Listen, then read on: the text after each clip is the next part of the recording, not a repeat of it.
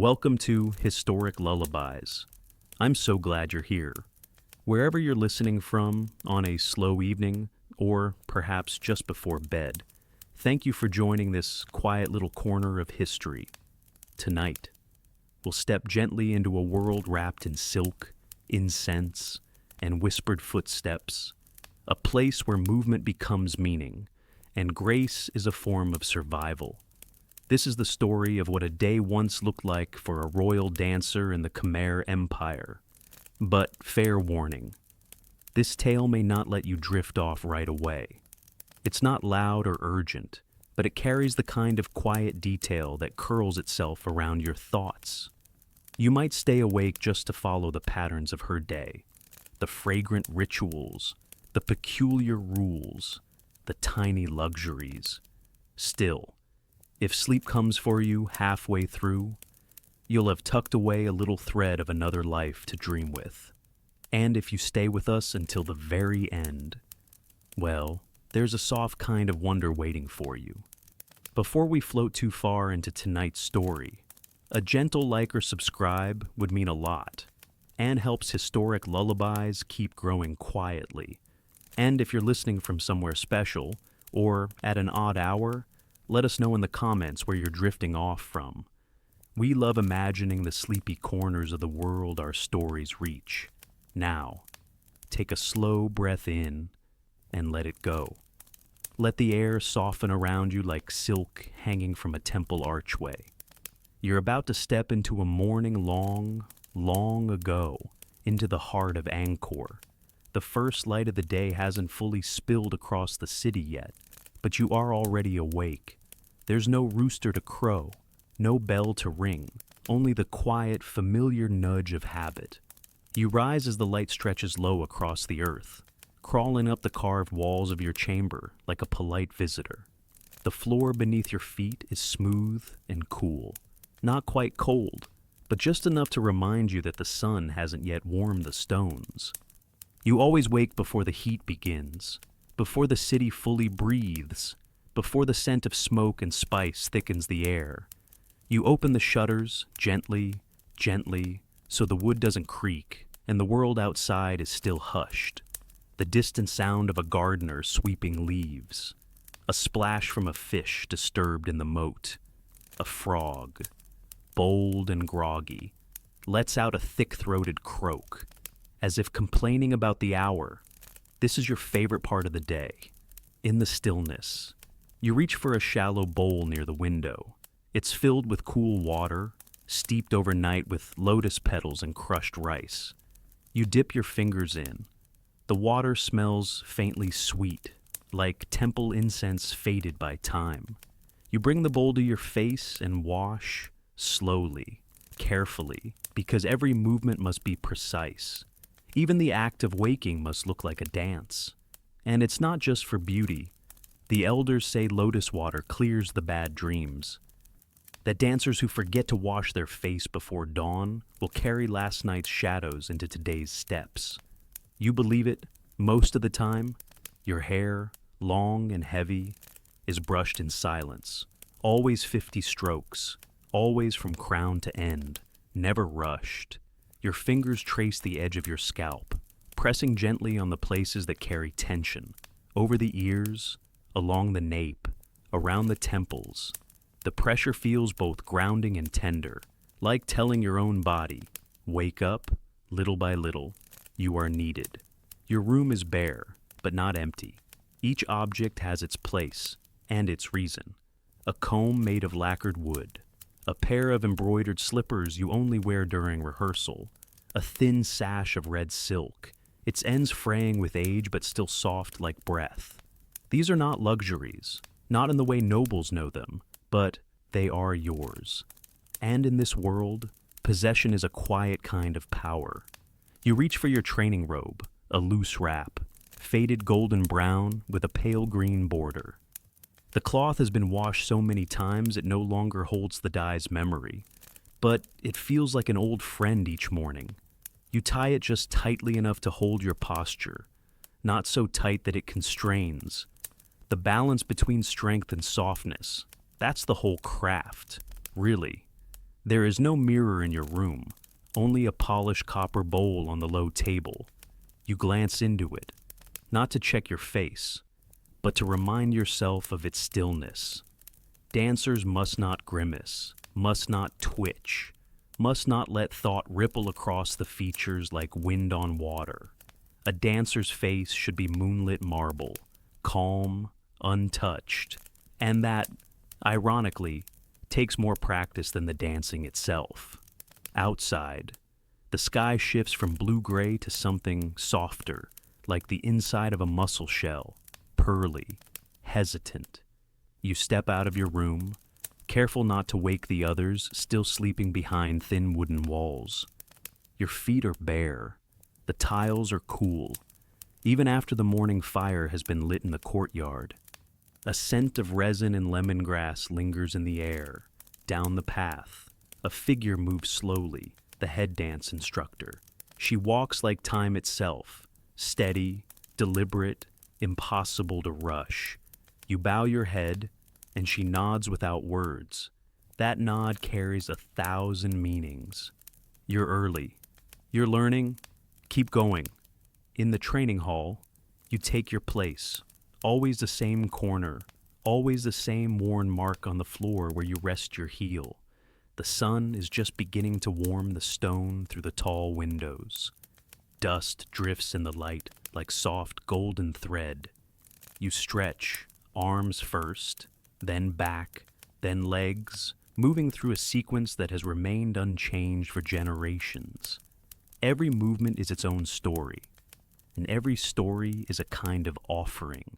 This is how your day begins. You lower yourself to the cool tile floor, your knees folding beneath you like swan wings, not from ceremony, but from habit woven over years. There is no teacher clapping hands or barking orders. There never has been, not here. Instead, the day unfolds by rhythm, by breath, by the steady pulse of remembered steps passed down quietly, body to body. In this early hour, though air is still sweet with the resin of incense burned before dawn, curling in pale threads up through the high wooden beams, the scent wraps itself around you, gentle but present, like an older sister adjusting your collar. You inhale slowly. Frankincense, tamarind wood, crushed sandal. Each breath feels like a thread tying you to something older than the temple itself. You begin by rolling your wrists in slow, inward circles, then outward. Each motion is delicate, no force, just precision. Your fingers fan open, held back slightly so the joints bend, not painfully, but deeply. This is what they call the flower hand. Each finger curved like the tip of a frangipani petal, each wrist like a vine just beginning to coil. When you were younger, it hurt. Your bones resisted. There were nights when you lay awake with your hands wrapped in warm cloth, aching from repetition. But no one ever complained out loud. Complaining wasn't elegant, and elegance, more than talent, was what determined who danced under torches and who danced in shadow. Behind you, other girls shuffle into place. You can hear the soft slap of bare feet, the rustle of robes, the muffled yawns half hidden behind sleeves. No one speaks. Speech is for the outer world. In here, everything is language, just not the spoken kind. Your teacher enters without a sound. Her presence is like a breeze finding its way into a sealed room, subtle but undeniable. She moves among you like a sculptor evaluating her statues, not to correct, necessarily, just to notice. Her eyes scan wrists, elbows, shoulder blades. Nothing escapes her, especially not effort disguised as ease. You begin with the warm-up sequence, always the same. Right arm up, left arm bent like a folded reed, one foot flat, one heel raised, hold, breathe. The positions are not just shapes, they're symbols. A raised hand might represent a god's command. A tilted chin could mean longing or defiance. Every gesture is part of a vast vocabulary, older than ink. Outside, a chorus of cicadas begins their slow buzz. As if adding background music to your silent procession of postures, you shift your weight forward, extend your arm, and turn your gaze, soft, unfocused, to a fixed spot just above eye level. That's how they taught you. Never look directly at anything, only toward the idea of it. Real eyes distract, dancer eyes invite. There's an art to stillness that few understand. The way the body must remain strong without stiffening, quiet without slackening. One of the newer girls collapses slightly at the shoulder, and the teacher is beside her in a moment, adjusting with 2 fingers and no words. The correction is invisible unless you know what to look for, but to you, it speaks volumes. Remember the spine, it says. Remember who you are when you move. The morning practice continues, flowing from posture to pattern. You repeat movements until your muscles stop asking why and simply obey. This is the part that most outsiders misunderstand. They think dance is about beauty, but inside these walls, beauty is only the consequence. What you're chasing, always, is control. You move to the center of the hall now, feet gliding softly against the stone, and begin a sequence known as the offering of light. Arms rise like smoke, hands open like sunrise.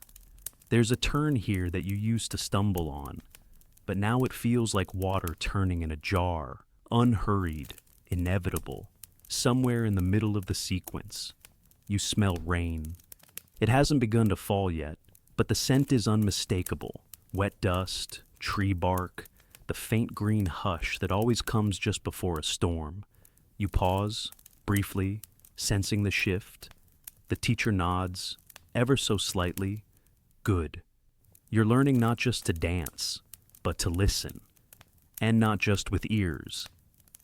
Historians still argue, she once told you, whether the dances came from the gods or from the weather. I say, same thing. You smile at the thought, though only on the inside. Smiling on the outside, unless required by the choreography, is discouraged, too modern, too literal. You've been trained to let your joy show through the fingertips instead. Now, the rhythm picks up slightly. Still gentle, but more sure. A pattern of footfalls that mimics the sound of rain tapping on hollow bamboo. It's not about volume. It never is. But there's something delightful about knowing your body can make music without making noise. As the session winds down, you notice a small frog hopping near the edge of the floor. He's bold this morning, as if he's been invited. You wonder, not for the first time, if he's the same frog who appears on lucky days. One of the older dancers swears he only shows up when someone is about to be chosen for a royal performance. Superstition? Probably. But you still feel your breath catch for a moment, just in case. The final stretch of practice ends with a bow, not just to the teacher, but to each other. Your palms come together, your head lowers, and as you lift your gaze again, the room feels different, warmer, more awake, back in your quarters. You wipe your face with a damp cloth, the lotus scent still lingering on your skin. Your fingers are slightly sore. Your shoulders hum with that particular tiredness that only comes from being perfectly held, perfectly still. You roll your wrists one last time, outward, then in. The motion feels easier now, as if the joints have remembered what they were made for. And just like that, morning practice is done. Your arms feel light now, pleasantly empty, as if they've let go of something invisible during the morning's work. Outside, the sun stretches higher across the tiled roofs, and the air begins to hum with heat. But in your small room, the shadows still linger like old friends reluctant to leave. You take a sip of cool tamarind water from a clay cup, savoring its faintly sour taste as it slides down your throat like a whisper. It's time to dress, Not for performance, not yet, but for the hours of silent study that fill the rest of the morning. You slip out of your training robe and reach for the sash that lies folded at the foot of your mat. It's a soft length of silk, the color of faded gold, its edges lined with tiny embroidered leaves. You've worn this sash so many times, its threads seem to know your waist better than your own hands do. Still, you tie it slowly, deliberately, not once, but 3 times. Once to hold, once to honor, once to remember. Each dancer's sash is different, not in color or shape, but in what it holds. Some tuck small charms into the folds, a carved bead, a thread from a mother's robe, a dried blossom from their first dance. You carry a tiny silver coin wrapped in red thread. No one remembers where it came from, only that it was found beneath the cushion of a temple seat one rainy morning. The coin is barely the size of your thumbnail, but its weight is oddly comforting. You tie it into the folds now, hidden near your hip, not for luck, exactly, more like memory. Next, the jewelry, not the ceremonial kind, no gilt crowns or towering headdresses yet, but the quiet pieces meant only for you. A single arm cuff, its pattern etched with tiny river fish, anklets made of fine bells, though you won't wear them today, and your earrings, small loops of soft bronze that catch just enough light to remind you they're there. They're not decorative, not really. Each piece holds meaning, old as the temples themselves. Your teacher once told you that dancers used to be scribes, that before the empire had enough words to write with ink, it used bodies to tell stories instead. Each movement is a letter, she said. Each costume, a sentence. Historians still argue whether the dancers were priests or performers. You've always thought, why not both? After all, what is worship if not repetition? What is performance if not belief made visible? You unwrap a folded cloth from the corner shelf, your study shawl, light and cream-colored, smelling faintly of lemongrass and old ink. You drape it over your shoulders and head toward the quiet stone gallery beside the outer wall, where the light falls through the carved lattice in soft ribbons. This is where dancers come when their bodies need rest, but their minds still long to move. The gallery isn't silent, exactly. There are soft sounds, the breeze brushing the carved balusters, the rustle of a gecko slipping between stones, the faint laughter of novices sweeping the courtyard below. You settle yourself on the cool step, cross-legged, and unroll your practice scroll. It isn't a real scroll, not in the way scholars use them. It's more of a cloth map, stitched diagrams of hand positions, postures, foot arcs, and turn patterns. Each symbol is paired with a name, always in the old court dialect. The spiral lotus, palm of the east wind, bird rising from river. You know them all by sight now, but still, your fingers trace each one. Muscle remembers better when guided by touch. Occasionally, the names make you smile, not because they're funny, but because of how seriously everyone says them. Half-bent moon leaning over bowl of rice. It sounds like poetry written by someone half asleep. Then again, you think, maybe that's the point. You remember the first time you were told the movements weren't just decorative, they were metaphors, that when your arms rose above your head in that precise curve, you weren't just stretching, you were mimicking the rising of the monsoon wind, the breath of Vishnu as he turns in sleep. And when you flex your fingers just so, it's not flair, it's a river god beckoning birds from the clouds. Some girls never saw more than poses, but for you, these were spells, quiet incantations stitched into fabric and flesh. As the sun climbs, your study slows. The heat becomes heavier, sinking onto your shoulders like an invisible shawl. You press your scroll closed and rise. A shadow passes overhead, a bird, perhaps, or just a leaf falling slowly. You don't look up. You've learned not to chase the sky. Everything you need is here, grounded, quiet, waiting. Back in your room, you fold the sash again, placing it carefully atop the basket of costume cloths near the window. One day, you'll wear the performance robes again, layered, shimmering, impossibly heavy. But for now, the simple cloth and sacred symbols are enough, more than enough. You brush your fingers across the windowsill, noticing a tiny crack in the wood. Not new, but unfamiliar. You smile. Even the room learns new lines over time, like a face, like a dancer. There's still much to do today. Rehearsals, errands, the delicate politics of choosing partners and waiting for glances from the senior dancers. But in this moment, everything is still.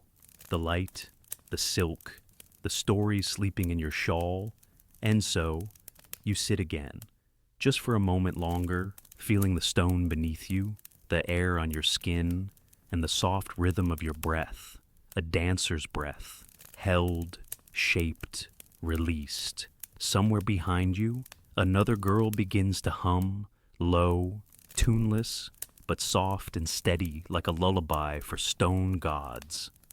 You let the sound wash over you like a wave that doesn't want to reach shore, just to float. And in that quiet, you remember something the oldest dancer once whispered during an afternoon too hot for practice. Every movement tells a secret. Every dancer carries one she will never speak. You've always wondered what yours might be. You rise slowly, letting your shawl fall in a soft puddle around your ankles. The moment of stillness lingers like the last note of a song you don't quite want to end. But your body is beginning to buzz again. Not in pain, not exactly, but in that quiet tremble of readiness. Your muscles know it's time. Time to begin again. Time to shape the invisible into form. You make your way toward the main practice hall, the familiar click of your ankle bone echoing softly down the corridor. It's not a flaw, more like a signature. Every dancer has one. A tiny imperfection in the way a joint bends, or a sound the body makes as it shifts. Yours is the click. It's part of you now, like a breath that forgets to whisper. The hall is already open, sunlight pouring in slanted beams across the floor. A few other dancers are scattered about the room, stretching, adjusting, daydreaming. One sits at the edge, massaging her calves with ginger oil. Another traces shapes in the dust with her toe, eyes distant, lost in some private choreography of memory. You take your place in the far corner, where the wall is slightly curved, and the light lands softly, like a thought that hasn't finished forming. You roll your shoulders, flex your wrists, then begin the sequence known simply as flower opening. It starts small, always small. The index finger curls in, then out, then the middle, then the ring, like the unfurling of a petal that doesn't quite trust the sun. One by one, the fingers rise in a ripple. You've done this motion 1,000 times, 10,000, yet each time it feels new, as if your hands are rediscovering how to speak. The movement flows upward through your arms, turning into a spiral at the wrist, a curve at the elbow, a breath held in the shoulder. The body follows where the fingers lead. You turn your foot slightly outward, press into the ball, and lift the heel just enough to hover, not high, not flat, just poised. This is where most people misunderstand Khmer dance. They think it's about softness, grace, beauty, and it is. But they forget what beauty costs, what softness demands. Because to hold this posture, you must train your toes to grip like roots, even as your fingers float like feathers. Your knees bend without buckling, your back arches, but never stiffens. You are at once a blossom in the breeze and a tree that will not move. Some dancers say the hardest part is the fingers. Others say the knees. For you, it's the eyes. Not the movement of them. There is little movement allowed. But the stillness. the calm that must sit inside them even when every other part of you is burning. Your eyes must say, I am a pond in morning light, even when your legs say, I cannot hold this much longer. Your teacher used to say, if you smile, your shoulders relax. If your shoulders relax, your elbows will follow. But if your eyes flinch, the gods will see. You never asked which gods. The old ones, the living king, the ancestors, maybe all of them, maybe none. Today's sequence is called Rain Blessing. It begins with a slow tilt of the wrist, followed by a cascade of finger flicks that travel down the body like falling drops. Each flick is timed to an internal rhythm that doesn't come from music, but from breath. Your own, and the imagined breath of the rain. Toes press lightly against the stone, rising just enough to suggest the splash of a droplet. Then back down again, like a quiet apology. Over and over, you perform this ritual, shaping the space around you with nothing but motion and silence.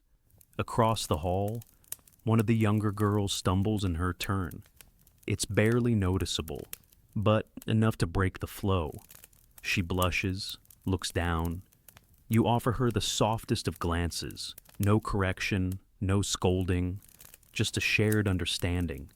You've been there, you're still there, some days. The heat is settled now, heavy and slow, like syrup poured from a clay pot. Sweat beads along your neck and temples, but you don't wipe it away.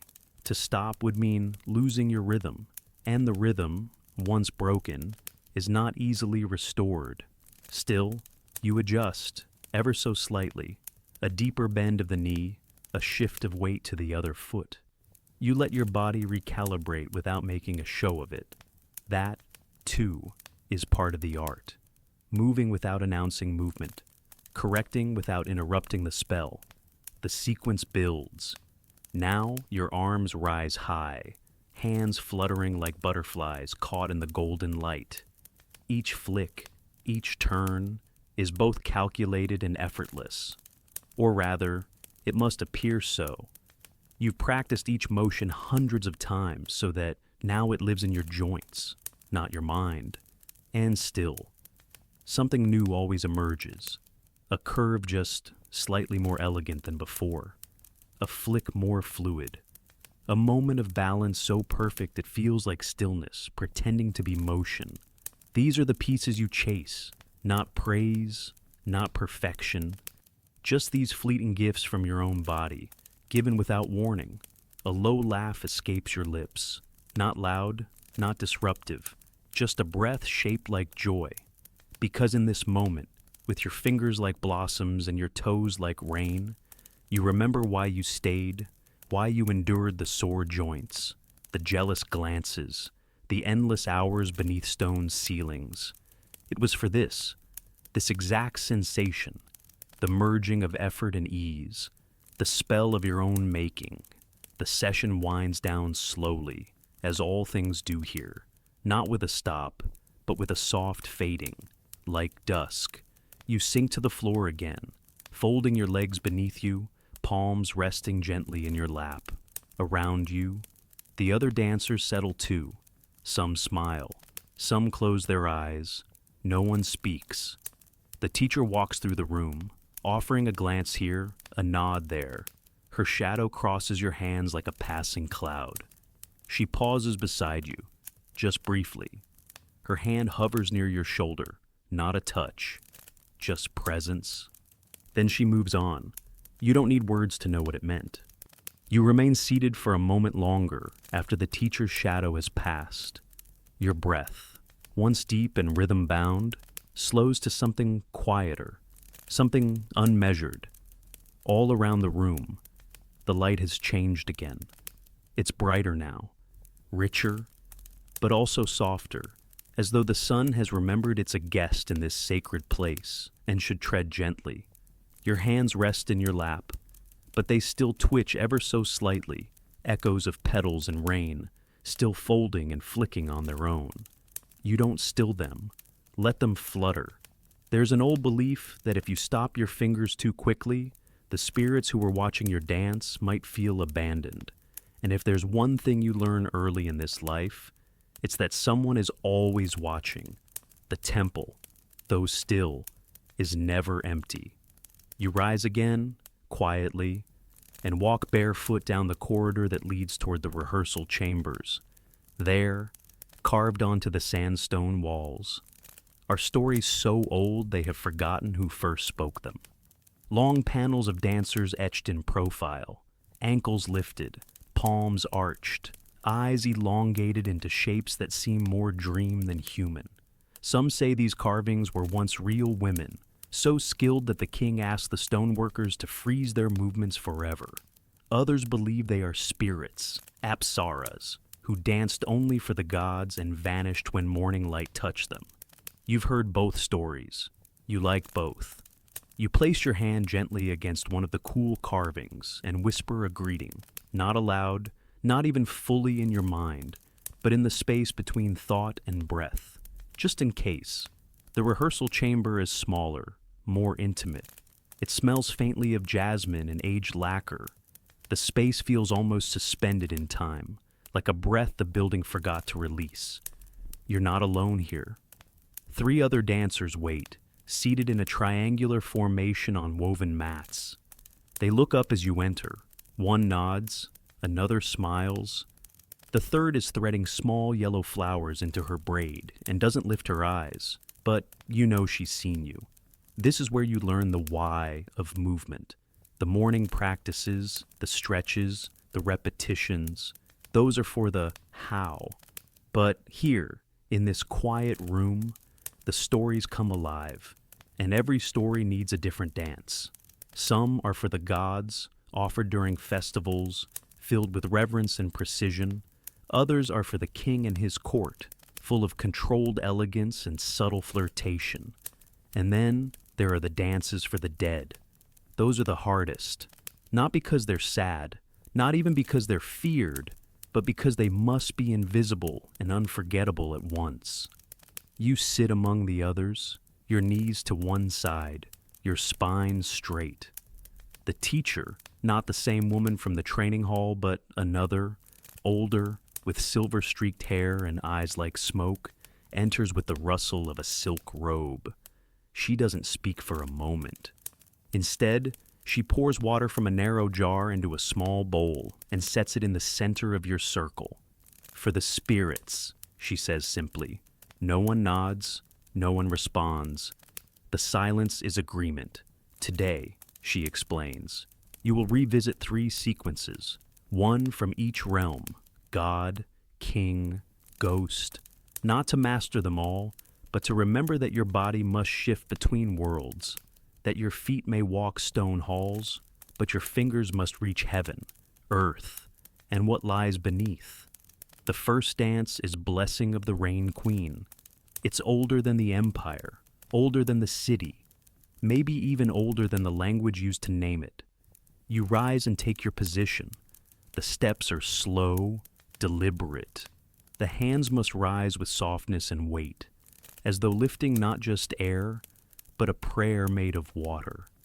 As you move, your gaze drifts, not in distraction, but in intention.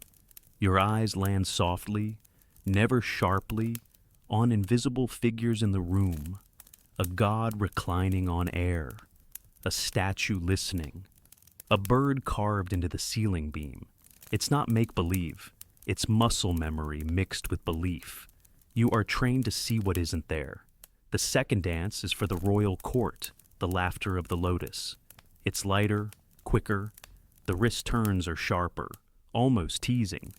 There is a part in the middle where you must tilt your head just slightly, smile without smiling, and flutter your eyes, not with seduction, but with permission. An invitation to witness grace, not own it. This dance always makes your heart beat faster, not because it's harder, but because it asks you to be seen, truly seen. And there is nothing more vulnerable than that. Finally, the ghost dance. You've never known its true name. The teacher only calls it the one that follows. Some dancers refuse to learn it. Others whisper about its origin. that it was once performed for a king who died suddenly, and his spirit refused to leave the palace unless the steps were danced every year on the night of his death. Whatever its truth, you feel it differently. The sequence is simple, almost childlike. Small steps, low to the ground, arms that cross over the chest, a single hand lifted slowly to the face, covering the mouth, then the eyes, then lowering like a curtain. It mimics mourning. It mimics release. But the part that stays with you, the part you always feel in your throat, is the turn. A slow spiral away from the center, then back again. As though you were walking from life into shadow, and back again, pretending nothing changed. You perform the dance in silence. There is no music, only the soft shuffle of feet and the occasional creak of wood adjusting to heat. When it's over, no one claps, no one smiles. The room simply breathes. And then, slowly, the teacher lifts the bowl of water and pours it outside the doorway. A final gesture. For them, she says again, and nothing more. You leave the chamber in silence, your steps measured, not solemn, but aware. Outside, the midday sun blazes in full strength now, bouncing off the sandstone like a mirror. But inside you, something cooler lingers. A shadow that isn't dark, a memory that doesn't ache. You realize, suddenly, that you've danced for gods, kings, and ghosts, all in the span of an hour. And yet, the world continues, unbothered, as if unaware that anything so sacred just happened. Perhaps that's the point. You step outside the rehearsal chamber, and the sunlight greets you like a song already halfway through its verse. Warmth wraps around your arms and neck. Not oppressive yet, just assertive. The kind of warmth that makes colors bloom more vividly in your eyes. The pinks of lotus blossoms seem pinker. The golden trim on a passing servant's robe gleams like sun-polished brass. Even the shadows deepen with purpose. You walk with a softness trained into you long ago. Dancers never stomp, never rush. Even when late, even when afraid, the step must glide. You pass beneath the stone colonnade that encircles the main temple hall, feet brushing dust without disturbing it, like a breeze allowed inside only on its best behavior. The sandstone beneath you is warm now, but not scalding. It has absorbed the morning light the way cloth absorbs perfume, slowly, deeply. Each step you take feels familiar in a way that transcends habit, as if your feet recognize the texture of each crack, each divot, each place where time has pressed a deeper line. It's a peculiar comfort, this floor. It never changes, and yet it never forgets. There's a tile near the south entrance with a faint curve worn into its surface. No one mentions it aloud, but everyone knows what made it. Years of the same movement, performed in the same place, again and again.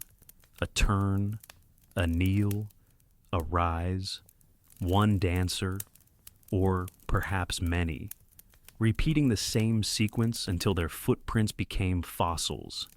You pause over it, not dramatically, just enough to let your heel settle into the curve. It fits perfectly, like an echo made just for you. You wonder who the original foot belonged to. A dancer like you? A priestess? A ghost? Historians still argue whether the temple dancers were trained for beauty or for ritual. But if they walk this path every day, if they shape the very stone beneath their toes, does it matter? Devotion leaves its own kind of evidence. You continue on, today. The midday break is yours. No errands, no embroidery duty, no whispered summons from a royal assistant requesting a last-minute rehearsal for some visiting official. Just time, rare and unscheduled. You take it to the northeast corner of the courtyard, where the stone gives way to fine, packed earth. and a single banyan tree stretches its arms like a sleepy guardian. Its roots twist in quiet conspiracy, hugging broken pots, lost beads, and secrets too old to speak aloud. You sit in its shade, back resting against the trunk, the rough bark pressing into your shoulder blades like a reminder that not all stillness is softness. From here, you can see a line of young novices carrying bundles of palm leaves, laughing under their breath, trying to balance too many at once. A palace hound trots past with a lazy kind of dignity, nose to the ground, tail curled like a question mark. Somewhere nearby, someone is pounding rice, the rhythm steady, grounding. You stretch your legs out in front of you and press your heels gently into the soil, letting your toes flex in small circles. It's not part of official training, but every dancer you've ever known does this. Some say it helps cool the feet. Others say the earth pulls the aches out through the soles. You don't question it. Some truths are felt, not taught. Your fingers, restless as always, begin tracing patterns on the fabric of your robe, swirls, lines, tiny crescents, unconsciously. You find yourself mapping out a sequence you learned last winter, the descent of the moon goddess. You smile softly at the memory. That was the first time your teacher let you lead the line. You almost tripped, twice. And still, she'd said afterward, the gods weren't looking for perfection. They were watching to see if you continued. Now, with no stage, no music, no eyes upon you, you lift one hand and let your fingers fall into the opening position of that dance. The tilt of the wrist, the fan of the fingers, the soft catch in the elbow. You hold it, breathing, as if the movement could hold you back in time. And maybe it does, just a little. A breeze slips through the courtyard, stirring the tips of the banyan leaves. A few fall, spiraling slowly to the ground like dancers who've forgotten their cue. One lands on your ankle. You don't brush it away. There's a story the older girls tell during festival nights, after practice, when the moon is full and everyone's too tired to pretend they're not superstitious.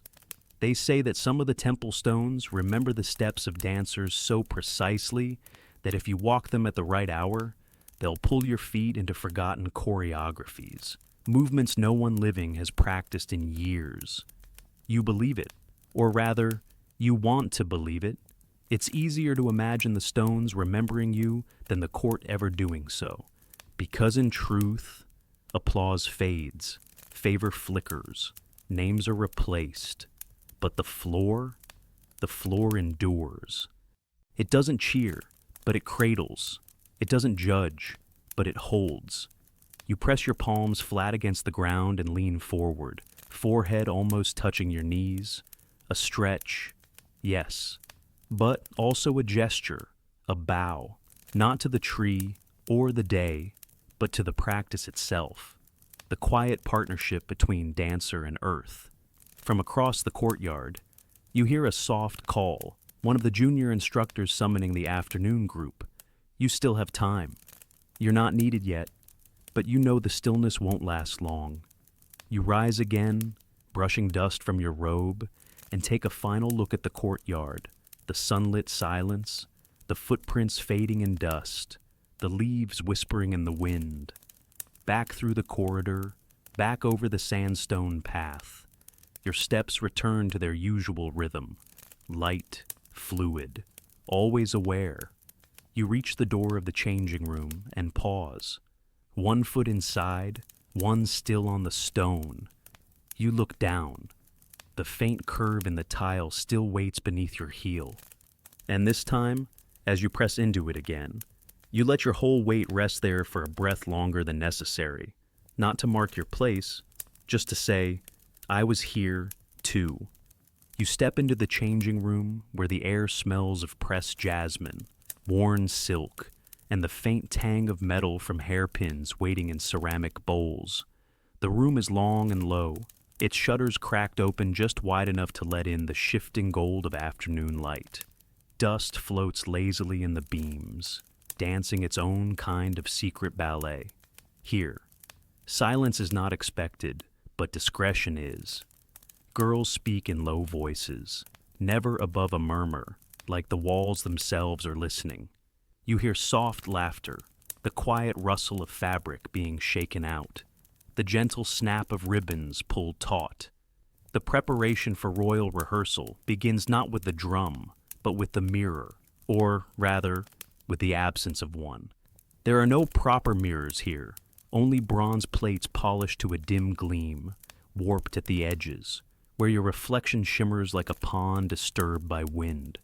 You look into one now, and what you see is not exactly you, not exactly anyone, just the suggestion of a girl becoming a vessel. Your costume for this rehearsal is ceremonial, but not complete. A fitted blouse embroidered with curling vines, the sleeves ending in loops that drape like tendrils. A sampo, tight-wrapped, deep red, pleated at the front in careful folds. You know from practice how to secure it so it does not loosen mid-turn. One wrong tug, and the whole illusion might fall apart. And the rules? The rules. There are rules for everything. You may not wear red unless the queen's dancer wears green, unless it's an even-numbered day, unless the moon is waning, unless. You must not enter the practice hall before the noble musician, even if he's late, especially if he's late. You must never stand in front of the king's favored dancer during a bow, even by accident. She will not call attention to it, but the servants will see, and they talk louder than drums. You may not speak to a male courtier unless spoken to. You may not dance the serpent roll unless you've mastered the flame. And under no circumstance may you correct a dancer who outranks you, even if she turns the wrong way, even if she forgets the steps entirely. But there's a stranger rule still, one no one explains out loud. You must not be too graceful, because to be too graceful is to be noticed, and to be noticed in court is to be weighed and measured, and sometimes hidden away. The girl who learned this the hardest way was named Ancha. She was barely 16 when she performed the Veil of the Phoenix so flawlessly the king himself stood. Not a full rise, just a shift, enough to whisper across the court. That night, she was summoned. The next day, she was gone, sent, so they said, to a palace inland, to teach. But none of the older dancers believed it. Not really. Now, when a dancer's footwork shines too brightly, the instructor coughs softly and moves on. A warning without a word. Dull the gold a little. Blur the lines. The throne does not like reflections. Your instructor today is different from the usual ones. A woman with an accent like cool metal and posture like a line drawn in ink. She doesn't correct often, just watches. You find that more unnerving than being scolded. You never quite know if she's pleased or merely patient. You and the others line up in a crescent shape before her. The rehearsal is for an upcoming feast. Visiting nobles from the northern provinces will be present, and the queen has requested the garden at dawn, a dance about awakening, blooming, retreat. The instructor calls the opening formation, and you move forward, one foot after another, heel raised, ball of the foot gliding. The floor here is polished wood instead of stone, and it hums beneath your soles with each careful step. You form the starting shape, a flower caught mid-bloom, and wait. She paces before you, eyes traveling from chin to ankle. She stops. You, she says, and her finger lands on your shoulder, not harshly, but with precision. Move one step to your left. You are in the queen's line of sight. You obey. The music begins, not played, but spoken. The instructor sings the rhythm softly, her voice a low, steady drum. No instruments today, only memory. You move. The sequence begins with a bow to the east, the direction of rising. Your arms extend, wrists angled, fingers parting like petals in slow anticipation. Behind you, someone's anklet catches on silk and jingles too loudly. No one reacts.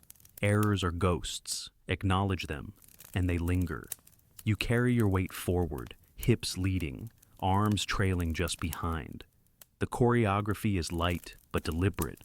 Movements must seem spontaneous while remaining rehearsed to the breath. This is the strange paradox of royal dance, to seem as though you have just awakened into grace, when you have in fact memorized every nuance. Midway through, you reach the turn of the golden leaf, a spinning flourish meant to signal change. You've struggled with this turn before, not the motion, but the pause that follows, the moment when your face must go blank, yet radiant, dreamlike, yet alert, a face that knows nothing and everything. Today, something clicks. You land the turn, and in the silence that follows, your balance holds, not just physically, but emotionally, like your entire self knows how to wait without expectation. You hear the instructor exhale, softly, not quite approval, but not disappointment either. The dance continues, lifting into its final sequence, arms high, steps smaller now, like the flower folding back toward itself. One of the newer dancers wobbles, another forgets her gaze point and glances upward, too sharp, but the group holds. As a whole, it flows. When the last note fades, the room falls still, no applause, only the fading echo of your breath, shared with the breath of everyone else. You bow.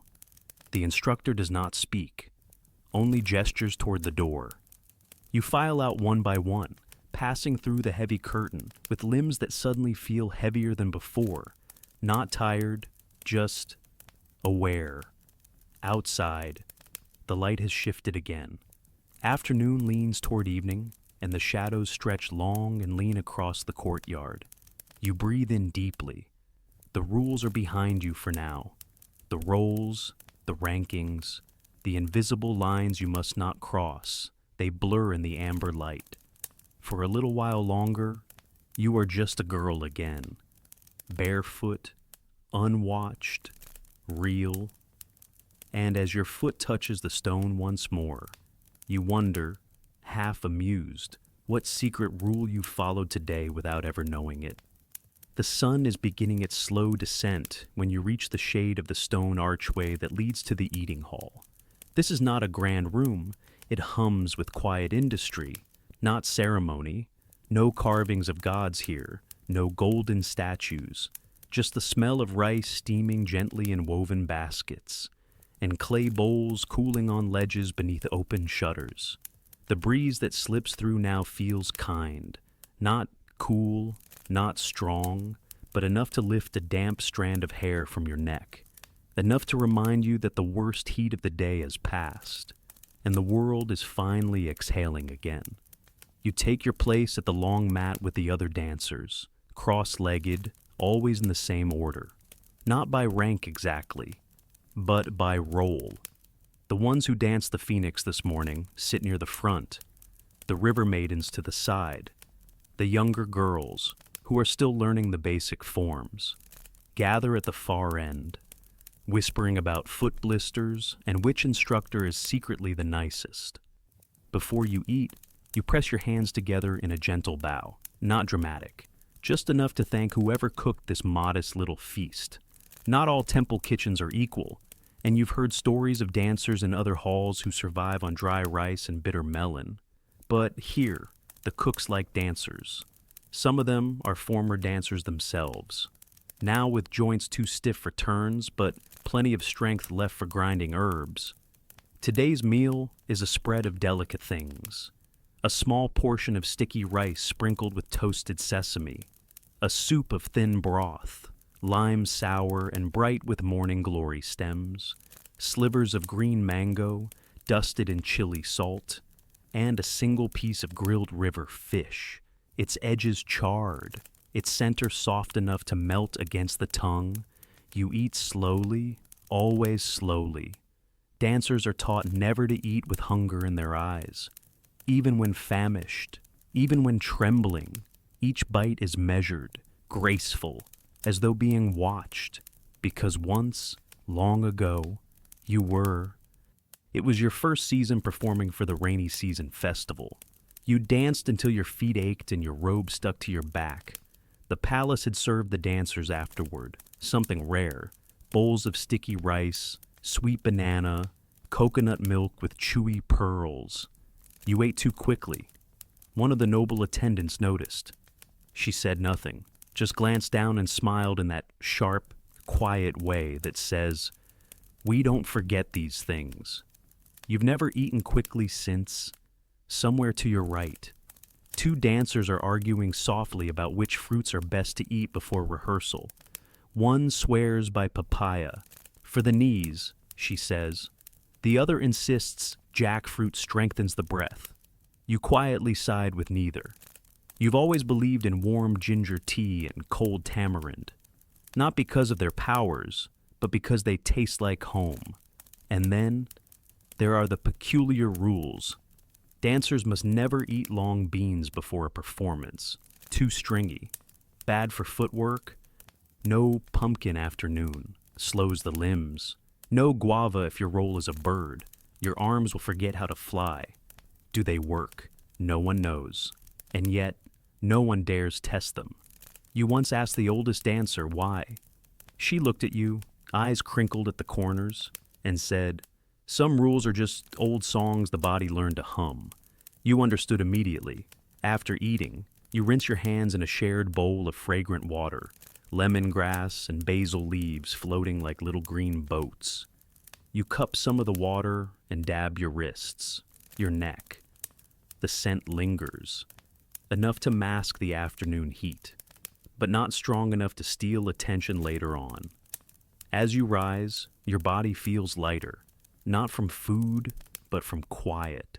Dancers live inside rules, routines, constant awareness of who might be watching. But this hour, this quiet meal, is yours. You step outside and let your toes find the dry, cracked path that leads to the garden behind the shrine. It isn't a garden in the royal sense. There are no sculpted hedges, no perfume blossoms arranged in baskets, just patches of green in the dusty soil, a banana tree leaning too far to the left, and a crooked fence that doesn't quite close. Still, it's your favorite place in the entire compound. You sit on a low stone, shaded by the lopsided tree, and watch as an ant carries a crumb twice its size along the edge of a fallen leaf. You don't interrupt. You never interrupt small things at work. From here, you can see the dancers in the next hall preparing for their shift. Laughter, the flash of a copper bracelet, someone spinning just to feel the breeze tug at her sleeves. Their energy is younger, more restless. You remember that kind of fire. You still have it somewhere. But these days, it flickers slower, burns longer. A bee lands near your knee and begins its lazy exploration. You don't move. The bee, like the ant, is just doing its part in the day's choreography. A low drum beat echoes from the northern wall, a signal, not urgent, just a call. Afternoon practice will begin soon. You stand, brush the dust from your skirt, and begin the walk back. As you pass beneath the arch again, you catch sight of your reflection in a bowl of water left out for cooling tea. Your face is flushed, a strand of hair stuck to your cheek. You remove it gently. Your eyes look calm, the way they must. You know the rest of the day will demand more of you. Precision, beauty, stillness. But for now, your stomach is full, your limbs are soft, and your heart is quiet. And maybe, just maybe, that's enough to carry you through the next set of rules. The path back to the hall curves gently through the courtyard, where a single frangipani tree leans lazily over the stone. Its blossoms scatter like pale stars across the ground, white petals tinged with yellow, soft as breath. This is where the dancers gather before the afternoon practice. Not officially, but always. No one says it's required, yet no one skips it. You arrive to find them already sitting in a loose ring beneath the shade, their skirts fanned around them like quiet tides. Someone has brought a basket of dried banana chips. Someone else peels a pomelo with fingers so practiced it comes off in a single coil. The fruit's sharp citrus scent lingers in the air, waking your senses more gently than a drumbeat ever could. You settle beside one of the older girls, Charya, whose laugh always arrives a second before her words. She offers you a sliver of pomelo with a conspiratorial glance, as though passing treasure, not fruit, you accept without speaking. The tree, after all, has its own unspoken rules. No gossip at full volume, no secrets shared with eyes too wide. Everything must sound like a lullaby, even scandal. I heard, Charya begins softly, that the Queen's favorite dancer tripped last night during the moonlight rehearsal. You raise an eyebrow, not in disbelief, but in appreciation. A rare event indeed. She recovered, adds another girl, Yalai, nibbling on a banana chip. But they say her foot touched the wrong tile. The priest saw it. There was silence for 3 breaths. Gasps are not permitted, only sighs. So, a ripple of sighs passes through the circle like a breeze stirring lotus leaves. Someone else leans in, lowers her voice even further. They say she was too tired. She hasn't eaten rice in 3 days. Some kind of fasting ritual before the new rain blessing. Or maybe, Charya adds, tapping her nose with a sly grin, she just forgot the right offering. You know what happened to Ansha. The name hangs in the air like incense, sweet and sharp. You remember Ansha, everyone does, the one who rose too fast, shone too bright, and vanished like smoke. The story changes depending on who tells it. Some say she was sent away to marry a foreign prince. Others claim she lives in the mountains, still dancing alone beneath banyan trees.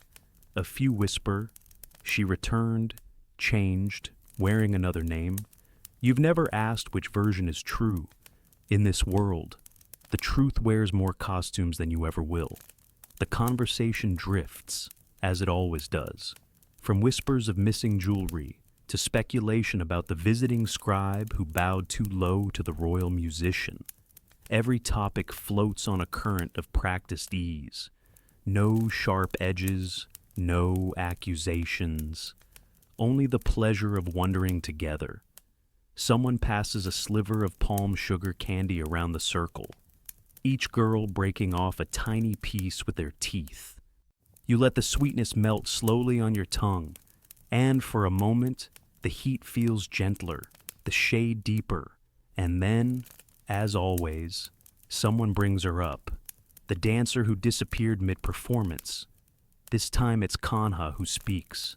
She's the quiet one, always watching, always 3 seconds ahead of everyone else. When she talks, the others listen. She was performing the serpent's dream, Kanha says softly, and during the 3rd turn, she froze.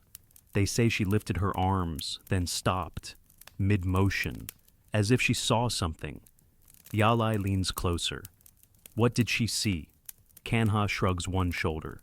A god, a ghost, her future. No one knows, but she stepped backward 3 times and walked out of the hall. Never returned. The circle falls into silence. Not uneasy, just still. Like a pond suddenly undisturbed. You've heard the story before. Everyone has. But it still settles in the chest like something warm and strange. Not fear, something quieter. Something that makes you wonder what you might do. If one day your body decided to stop moving mid-dance, would you walk out too? A frangipani blossom drops beside you. It lands on the mat, its petals perfectly intact. You pick it up and twirl the stem between your fingers. There's a superstition about that too, that if a flower falls on you during rehearsal season, it means the spirit is trying to learn your steps. You don't brush it away. Charya nudges you with her elbow. You've been quiet, she murmurs. What secret are you hiding today? You smile, not because of any secret, but because it's easier than explaining the softness inside you. The way these stories, half-truths wrapped in petals, feel like part of your blood now. Not just entertainment, not just warnings, but something else. A hidden map of what it means to survive this life with grace. The instructor's bell sounds in the distance, a gentle ring, not a clang. The tree shifts as the dancers rise, one by one, smoothing skirts, fixing loose hair, brushing invisible dust from sleeves. The moment beneath the frangipani dissolves, as it always does, leaving only petals behind. You stand last. For a moment, your foot catches on a root hidden beneath the mat. Not enough to stumble, just a hesitation. You look down. The root curls like a question mark. You exhale, slow and steady, and step over it, back toward the hall, back toward your place, back toward the mirrored silence of afternoon rehearsal, where stories aren't spoken, but danced, where gossip becomes gesture, where secrets hide in the tilt of a chin or the tremble of a fingertip. And as you walk, the petals still between your fingers, you think, maybe the girl who walked out mid-dance wasn't lost at all. Maybe she just followed a rhythm the rest of us were too careful to hear. The stone beneath your feet is warmer now, as if the sun left a quiet warning. Don't forget the hour. You've crossed into the part of the day where time stretches and softens, and every movement must be carefully rationed, not just for beauty, but for survival. The air is thick, but still, no wind, just the gentle shimmer of heat rising from the tiles like invisible steam. Inside the practice hall, the light slants sharper now, casting long gold lines across the wooden floor. You step between them as though navigating sunlit traps. The room is quieter than before, more focused, somehow. Afternoon practice is always more serious. Not because anyone says so, but because everyone feels it. The frangipani petal is still tucked into your hand. You leave it at the edge of the windowsill, next to a small figurine carved from bone, a gift from some forgotten festival, left behind by someone who probably meant to return. You don't take anything from the windowsill, ever. But offering something feels right, like a whispered promise. Here's a piece of wonder, just in case you're watching. Today's focus is one of the more challenging sequences, the flight of the bird-wing girl. It's beautiful, yes, but notoriously deceptive. Every posture is angled, every gesture fragile. A single misalignment, too sharp, too soft, and the illusion crumbles. It's said that this dance was once used to test the readiness of royal brides. If she could hold the form without trembling, she was ready for marriage. If she couldn't, well, the wedding never came. You line up with the others. The teacher, a man this time, old, with a voice like warm gravel, gives a single nod. He doesn't raise his hand, doesn't call out. He simply begins to breathe, and everyone follows. The first pose is a stillness, legs low, knees bent deep, arms outstretched, not up, not quite down. Fingers splayed in 5 precise angles, elbows barely lifted. From a distance, it's a bird mid-glide. Up close, it's tension, gorgeous, burning tension. You hold the position, 1 breath, 2, 3. The burn begins at your thighs, then climbs behind your knees, then wraps itself into your lower back like an unwelcome guest refusing to leave. Still. You hold. Still. You breathe. Because this is the paradox of the bird-wing girl. She must appear weightless while anchoring herself into the ground. The freedom of the skies must be built upon the ache of the earth. Your toes grip the floor. Your shoulder blades scream softly. But your face says, I am light. I am air. I am not trying. The instructor circles behind you. His steps are barely audible, but his gaze is felt. You remember the way he once corrected a girl using only silence. He stood behind her for a full minute, breathing deliberately, waiting. She adjusted her posture without a word spoken. That's the kind of teaching you learn to fear, because it reveals what you already knew was wrong. Now comes the first shift, a tilt of the wrist, the slow lift of one foot, the head turning, delicately, deliberately, like a bird scanning the horizon. The movement seems simple, almost lazy, but it demands balance from muscles you don't even have names for. The girl beside you falters slightly. You see it in the corner of your eye. Her ankle wavers, just a flicker. She recovers quickly, but she knows. And so does he. Still, he says nothing. Sometimes silence teaches more than any command. You move into the next phrase. It's called sky searching. One arm arcs upward, elbow bent like a heron's wing, while the other trails behind, hand open as if leaving a trail of feathers behind you. Your breath must sync with the arc. Inhale during the rise, exhale as your gaze lowers. Your timing, today, is nearly perfect. The instructor clears his throat. Better, he says softly. Just that. A single word, gently placed. The phrase ends with a step back, always the most vulnerable moment. You can't see where your foot lands. You trust the floor. You trust yourself. Not long ago, you didn't. You used to panic in the backward step, afraid of misplacing your heel, afraid of faltering, but now you let it happen. The step, the risk, the trust. And here's the secret the older dancers never quite say aloud. Sometimes, the illusion of flight is just well-disguised surrender. The final sequence is feathered silence, a phrase meant to look like stillness, unraveling. Your arms move as though drifting apart, pulled by a soft wind only you can feel. Each fingertip must travel slower than thought. Each breath must be shaped into a gesture before it leaves your chest. And then, the final hold. Both hands pressed together above your head, fingers curved inward like the tips of wings folding after flight. You lower your body inch by inch until your knees hover just above the floor, not resting, just remembering how it might feel. The room falls into hush.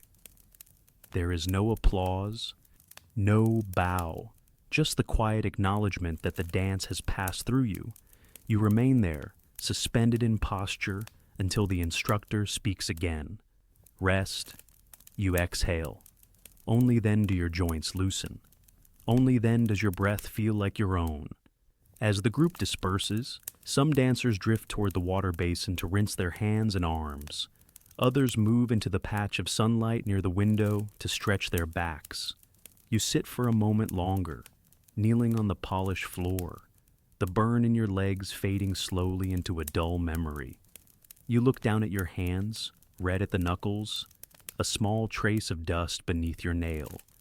You turn them over once, then again.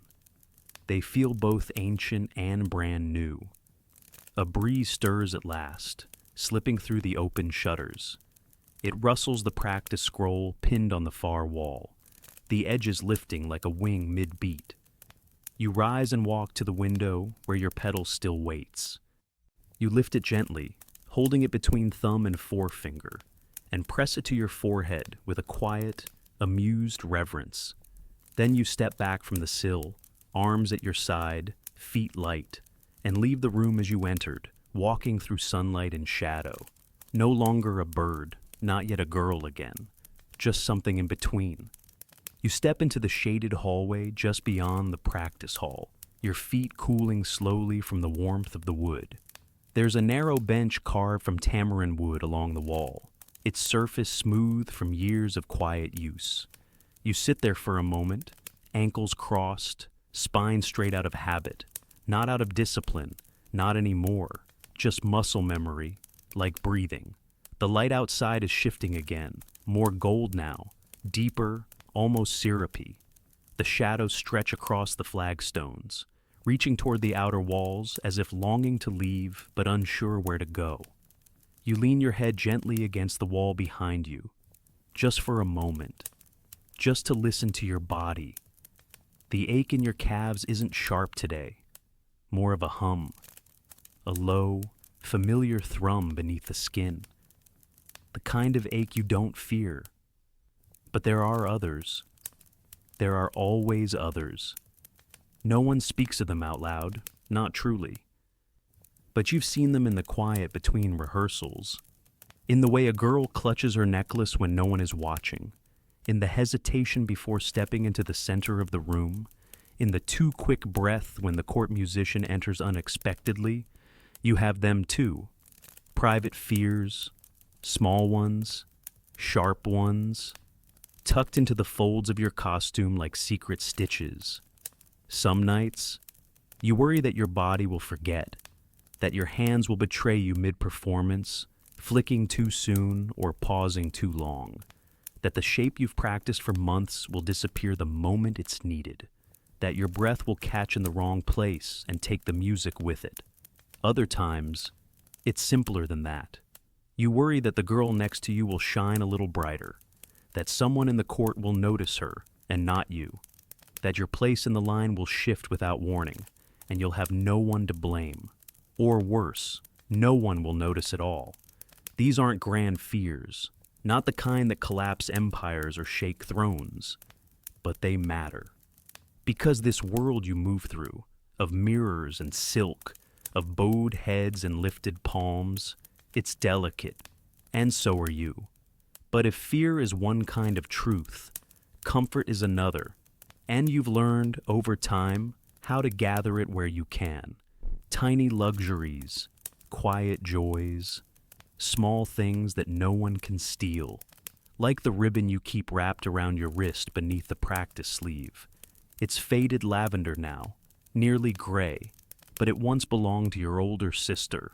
She wore it in her hair before she left to marry a merchant in the South, before she stopped writing, before you learned to stop asking why, or the carved comb you use only on festival days, its teeth slightly crooked, the lacquer chipped, a gift from a teacher who no longer walks without help. She once told you, while adjusting your shoulder in rehearsal, when your knees ache, that's the ancestors applauding.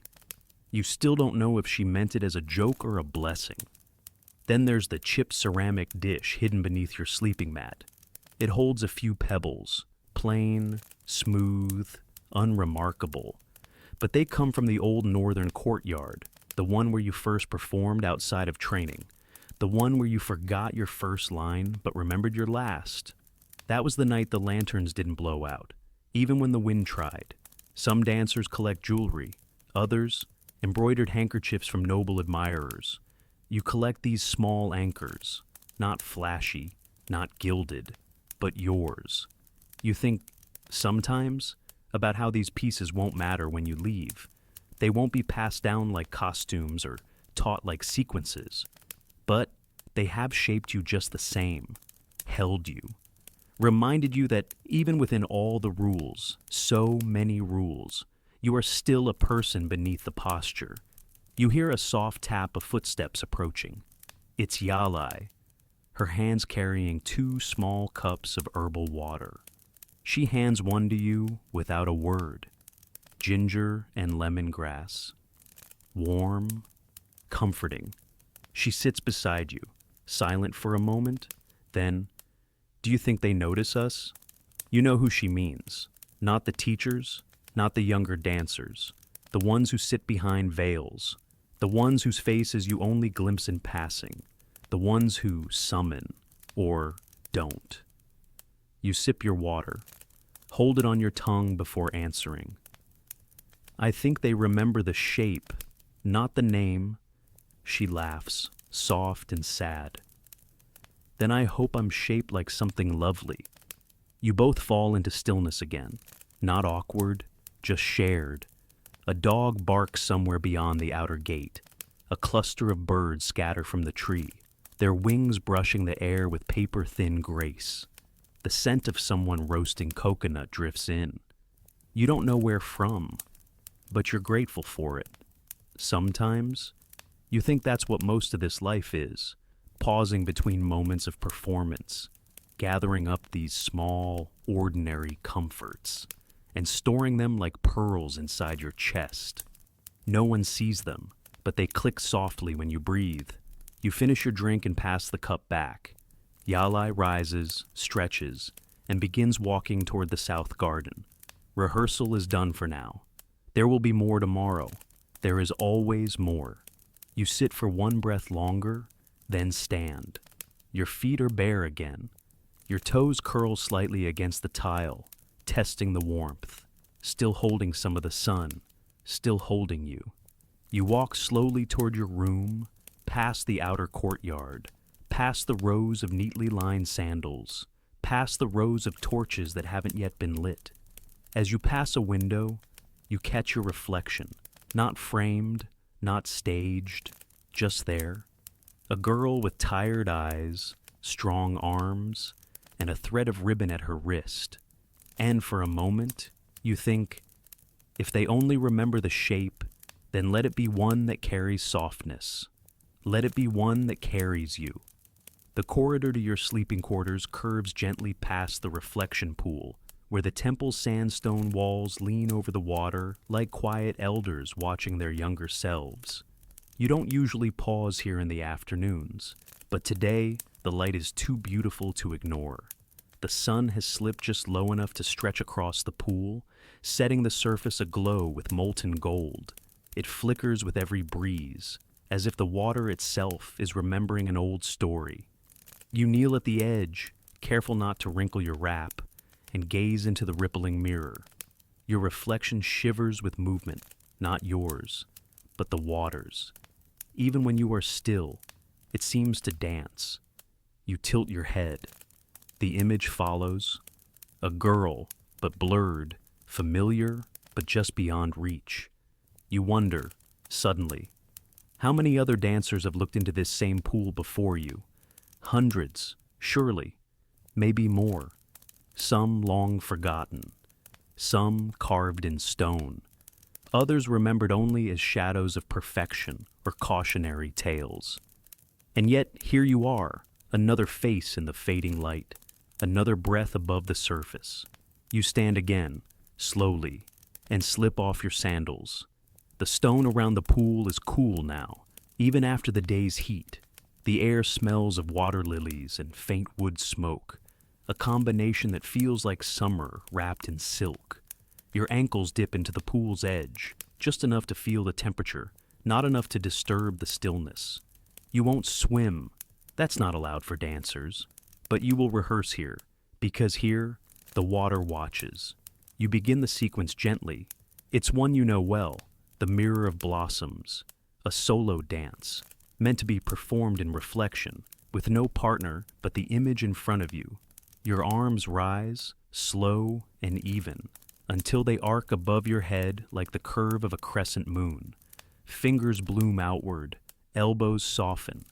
You watch the mirrored motion beneath you, identical, but somehow wiser. This is the rehearsal no one sees. No instructor waits to correct you.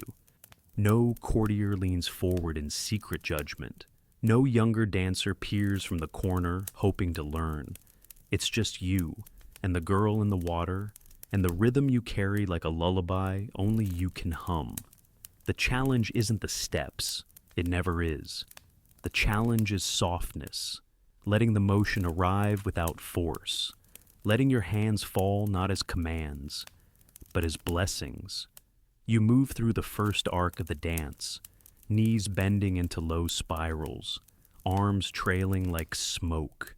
Your eyes stay soft, unblinking, watching yourself without critique, just witnessing.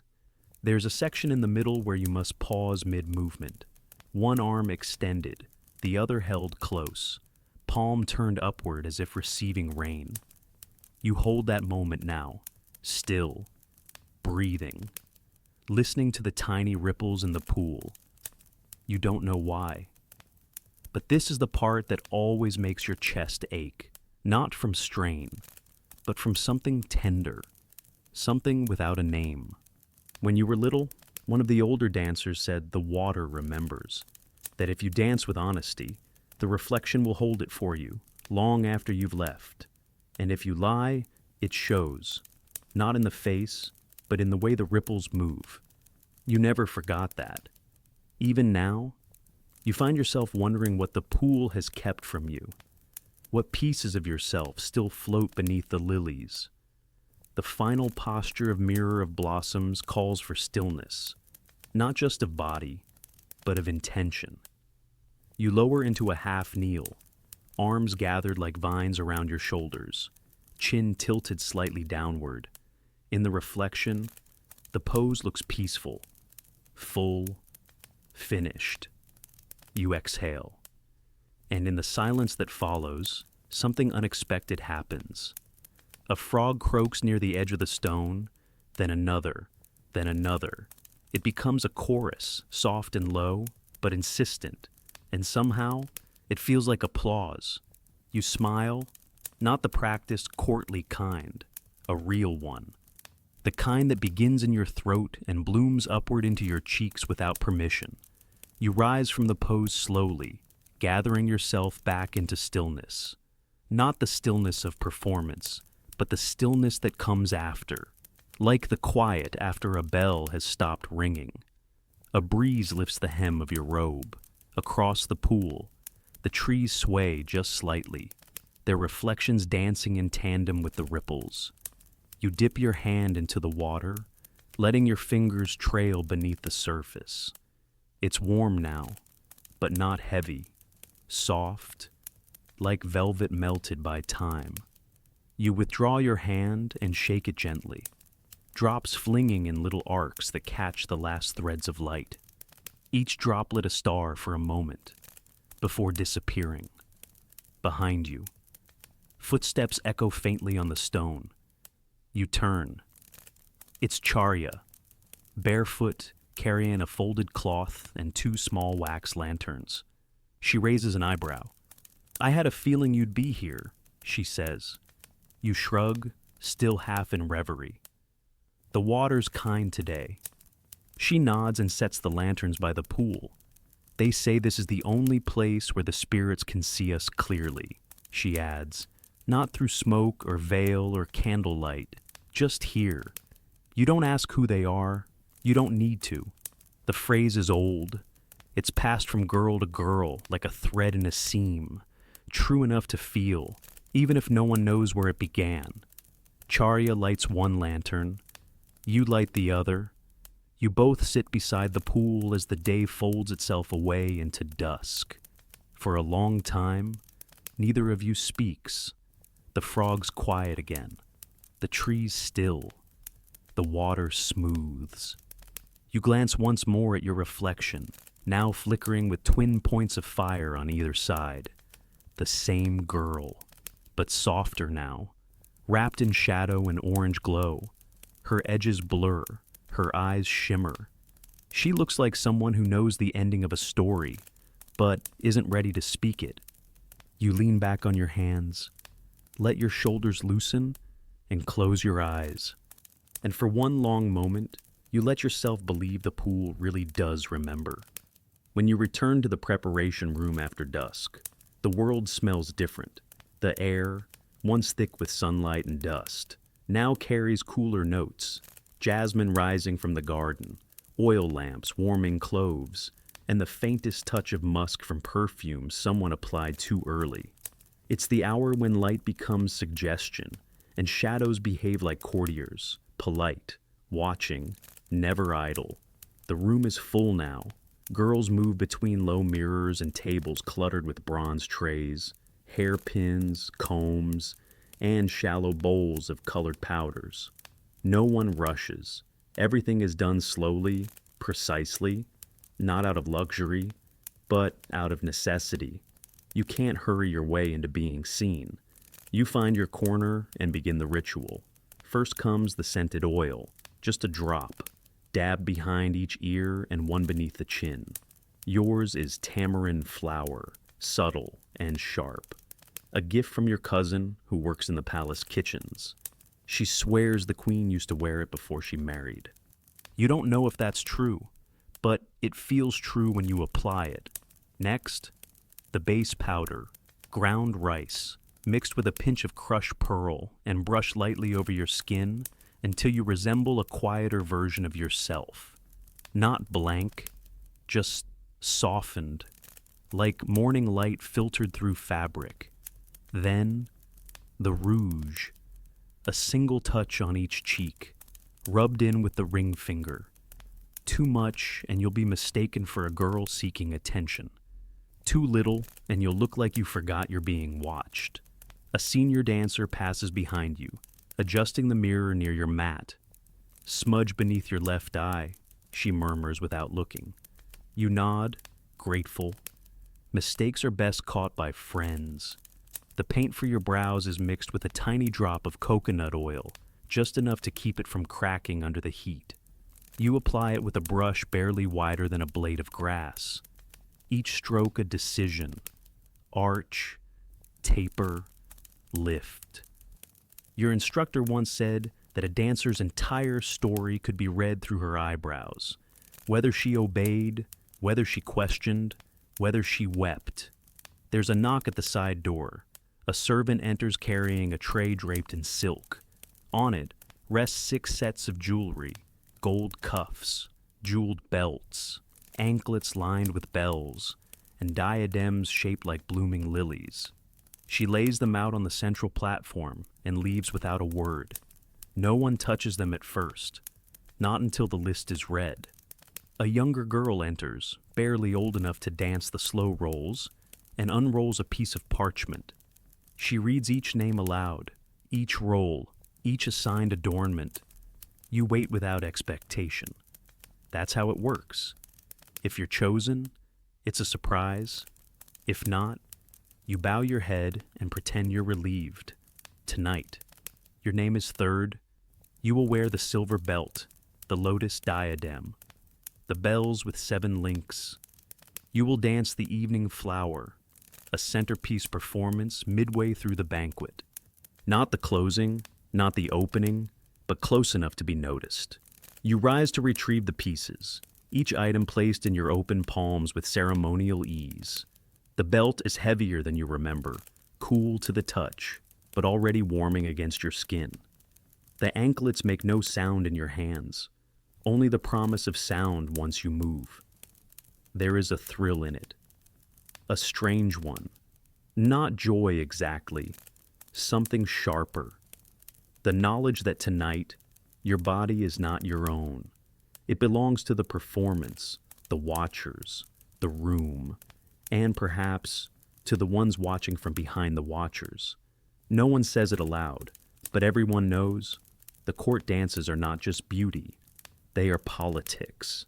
A tilt of the head too far left can be read as favor. A glance held too long as invitation. The wrong smile at the wrong table might lead to a dinner you didn't agree to. The right gesture at the right moment might elevate your sister's status or shield your brother from disgrace.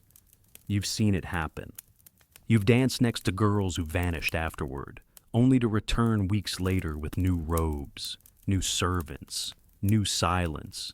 You've watched quiet alliances unfold through fan placements and eyebrow lifts.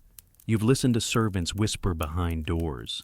She turned her hand toward the north. Did you see? That was meant for General Hune. He'll be furious. You've learned to navigate it, to offer the illusion of attention without promising anything, to seem gracious but unreadable. The balance is razor thin. Once dressed, you stand with the others at the entrance to the inner courtyard. The lamps are lit now, dozens of them lining the carved balustrades, their flames protected by glass domes. Everything flickers. The night dances before you do. A woman from the royal staff approaches, her robe deep green, her hair held back by a silver clasp shaped like a tiger's paw. She doesn't smile. She never does. 5 minutes, she says, and disappears. You press your hands together and bow, not to anyone, but to the moment itself. Then, you breathe, one breath for poise, one breath for strength, one breath for whatever comes next. Charya appears beside you, already in costume. Her eyes meet yours, and for a moment, neither of you speaks. Then she grins. "Let's give them something to remember," she whispers. You don't reply, just nod, not because you're nervous, but because you've already decided that tonight. You'll offer them something that doesn't quite fit into their little court games.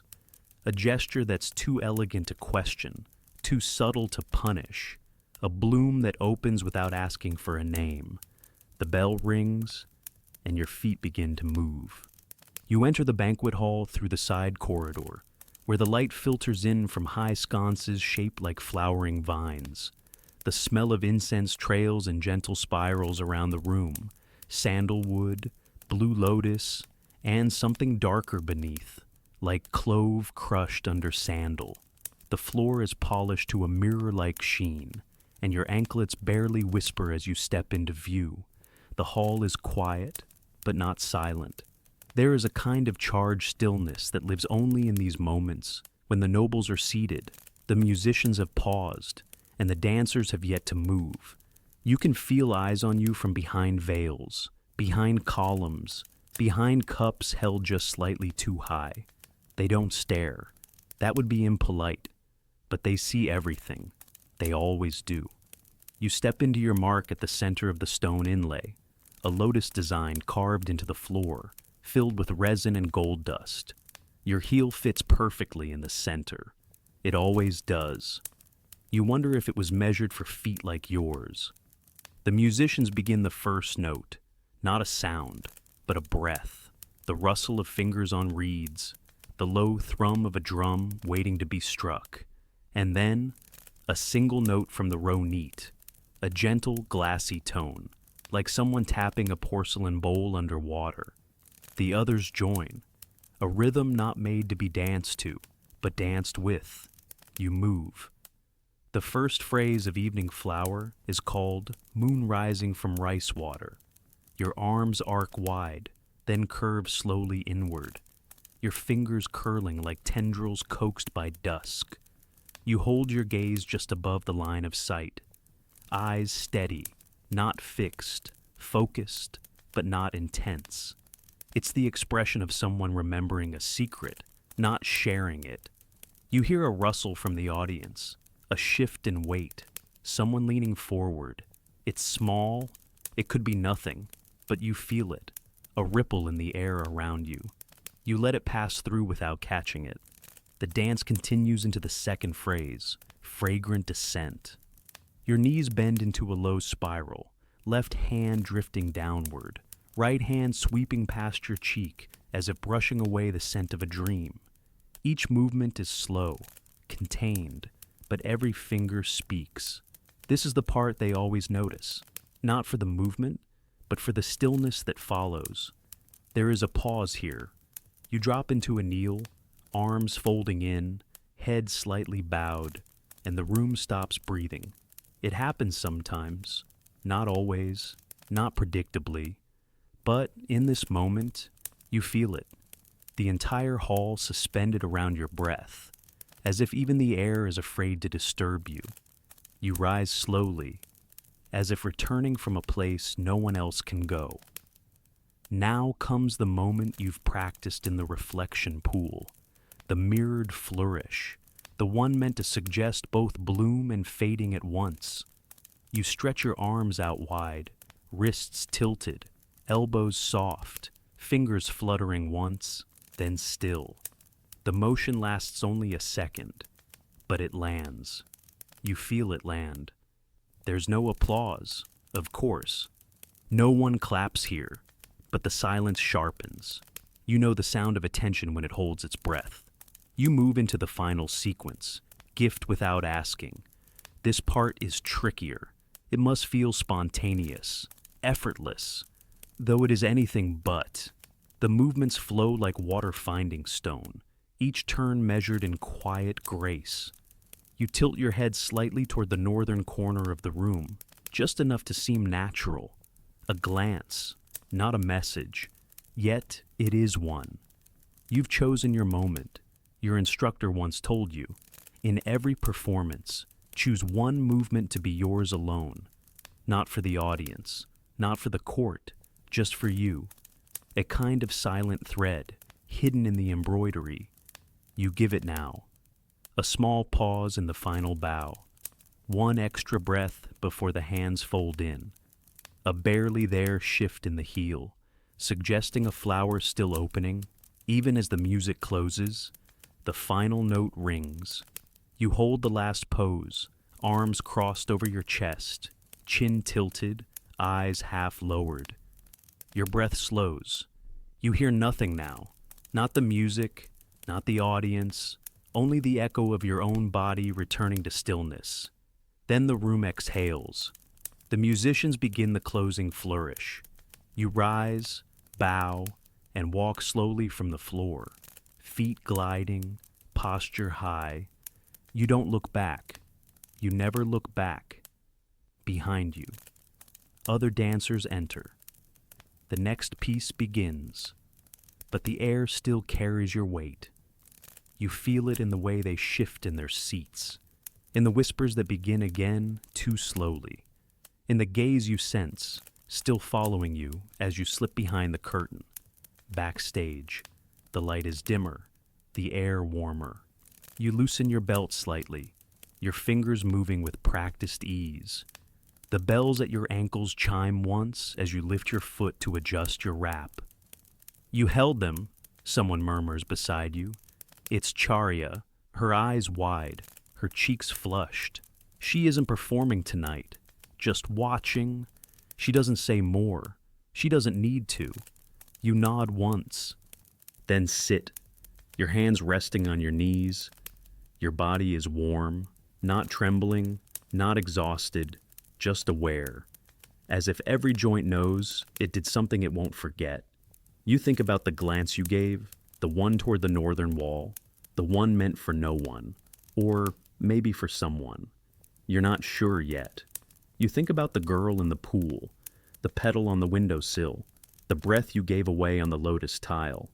You wonder where all of them have gone now, if they linger in the air like perfume, or if they've already faded into memory.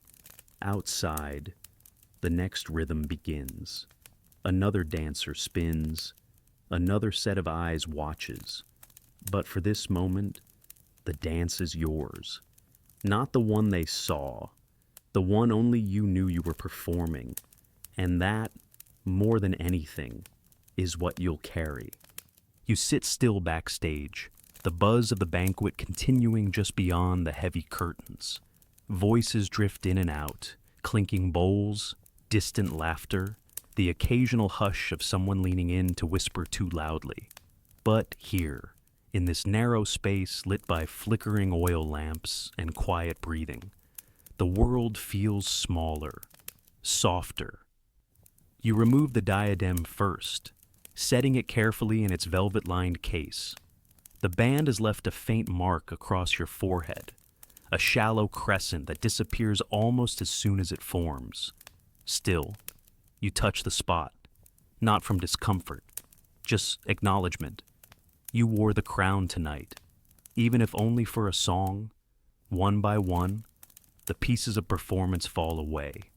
The anklets, now warm from your skin, leave behind little indentations around your ankles. The belt, heavier than it seemed, clinks once as you place it in its box.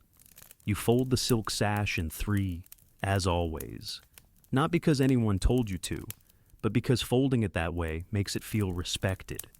And tonight, you want to respect the role you played, not just the evening flower, though that too, but something quieter, the thread that has woven itself through your day, unnoticed even by you, until now.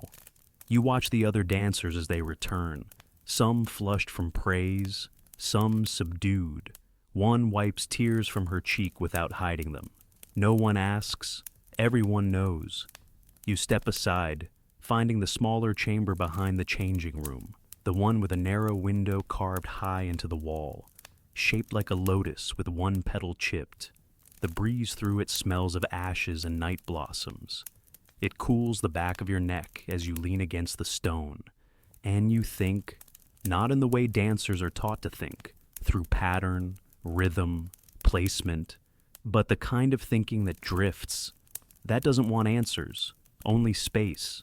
You never chose this role. You realize, not exactly. You didn't wake one morning as a child and think, I'll be a vessel for the court's shifting attention. I'll learn to bow and rise and offer and retreat. You danced because your aunt said you had graceful wrists. You stayed because your first instructor said your fingers bloomed like peacock feathers. You stayed longer because you began to understand how a single posture could quiet a room. And longer still because it became the only way you knew how to move through the world. And somewhere along the way, the role stopped being something you learned and became something you were. Your body doesn't wait for instruction anymore. It reads the rhythm in footsteps, feels the pause in breath before a question is asked, adjusts in real time to the unspoken rules of presence. You walk like a dancer in every corridor. You sleep like one, shoulders soft, hands relaxed in a semi-gesture, toes never fully still. It's not a costume you take off. It's a shape you inhabit. And yet, there are moments, like this one, when you wonder who you might have been. Had someone pulled you in a different direction?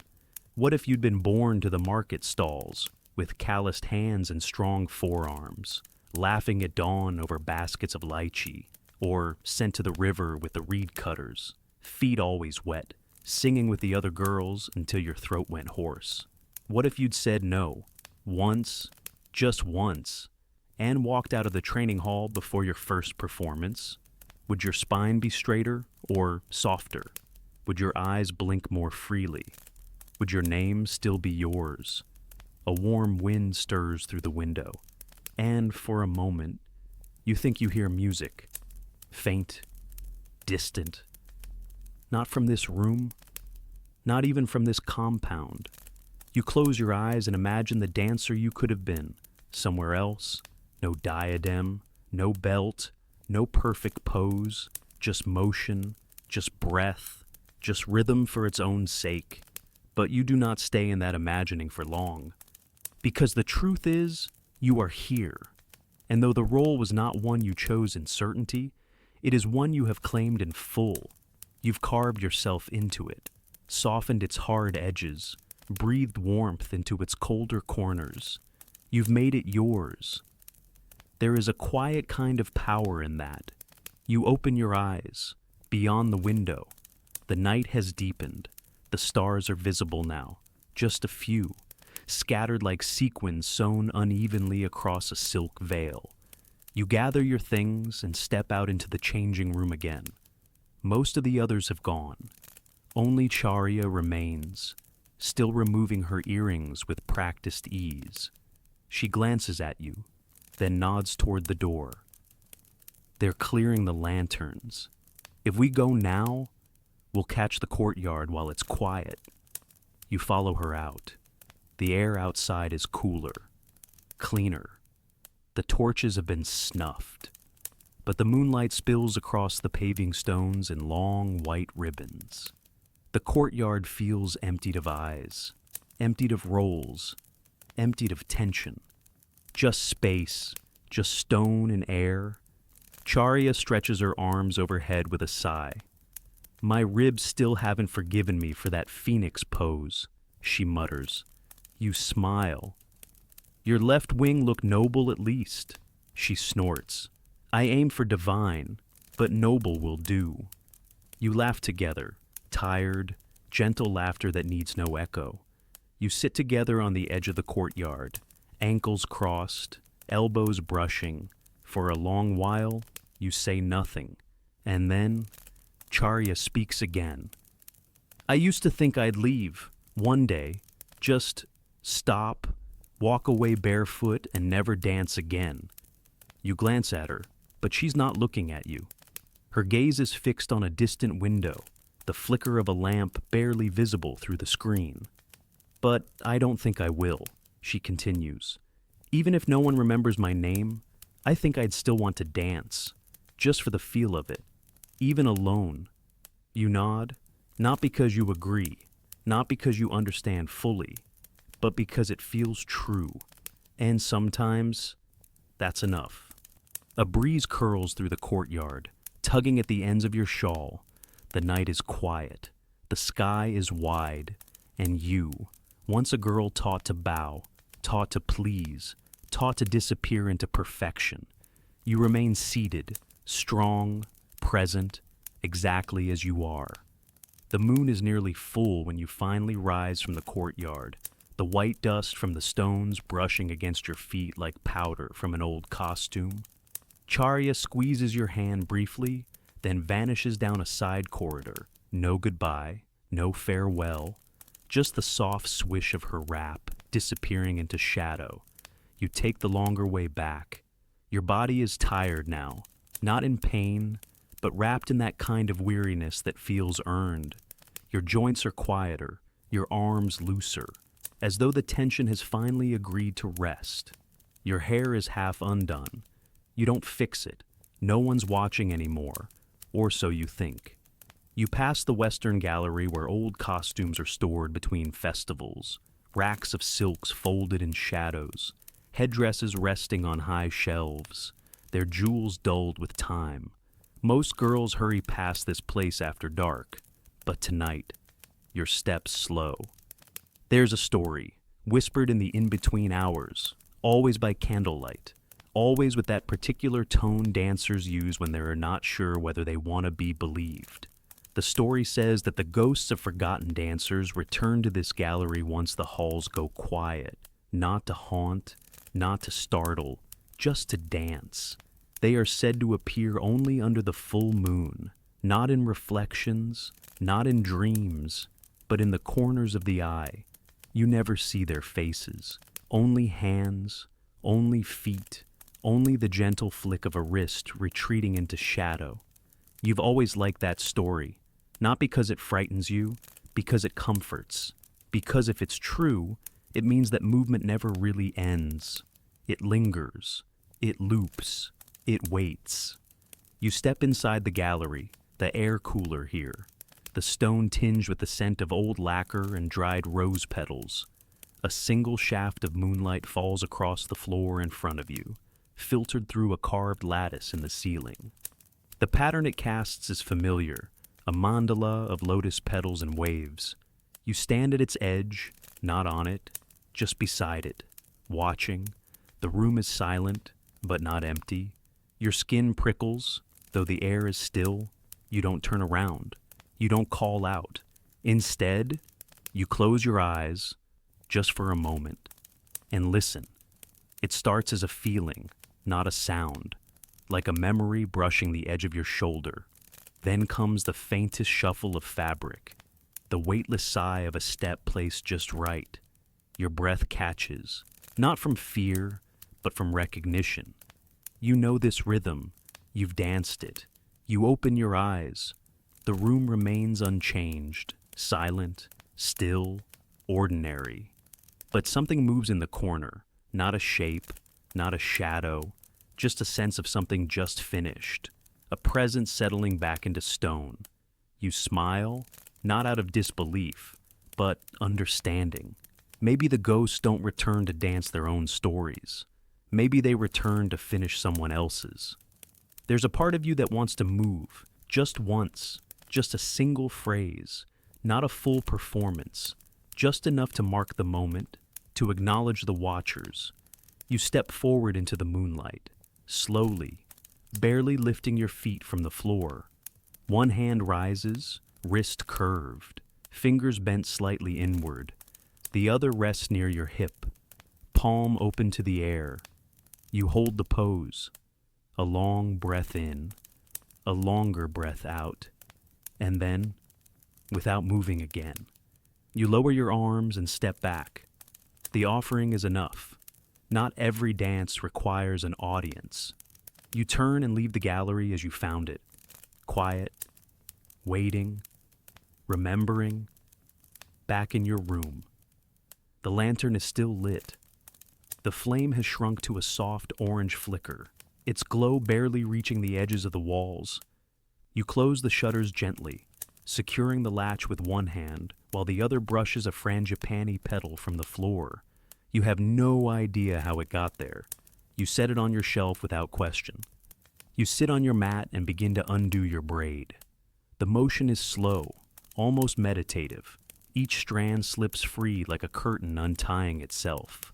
The room smells of your day, sweat and sandalwood, starch and jasmine oil, a trace of pond water still clinging to your sleeve.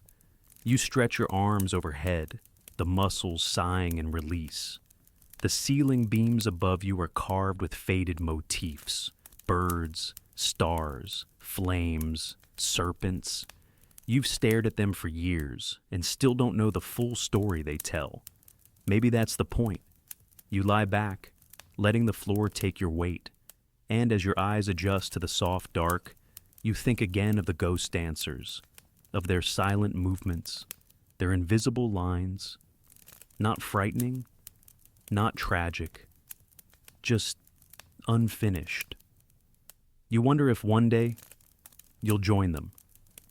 Not because you were forgotten, but because you never stopped dancing, and perhaps when that time comes, you'll wait in the corners of someone else's mirror, just long enough to offer a flick of the wrist, a brush of the foot, a breath-shaped echo of the dances you once knew, and the girl watching, whoever she is, will feel it, and she'll know she is not alone, because the floor remembers, because the walls remember, because the movement lives on, even when the music fades, even when the applause is gone, even when the names vanish from the parchment, the dance endures, and so do you. You wake before the bell, no dream, no noise, just a stillness in your body that tells you morning hasn't arrived yet, but something has. A quiet alertness, like a curtain lifting before light spills in. You lie still on the mat, watching your breath rise and fall in the half-dark.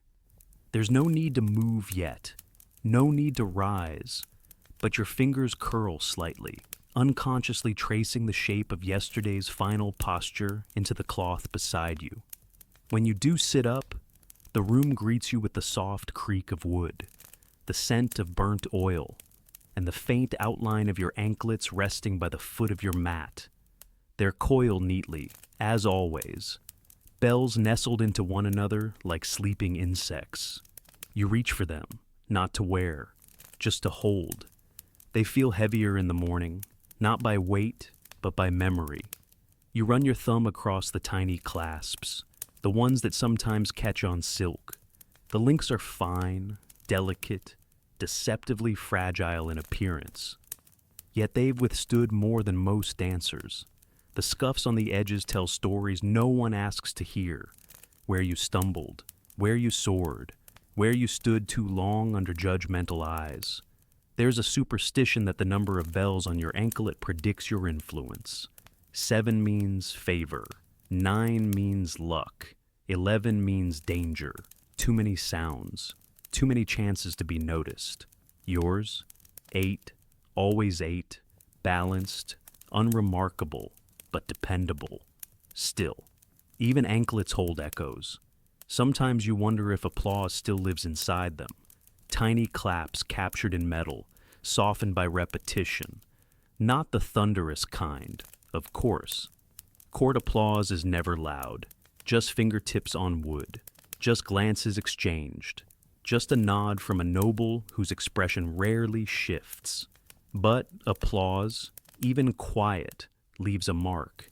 You place the anklets in your lap, sitting cross-legged, back straight.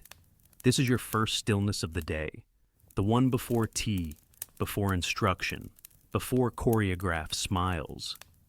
The one no one sees but you. You recall a phrase one of the older dancers once told you.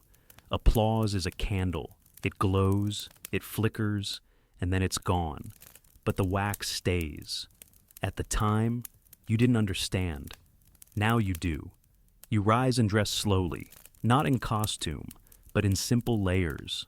A cotton wrap faded by countless washings, a plain sash tied without thought.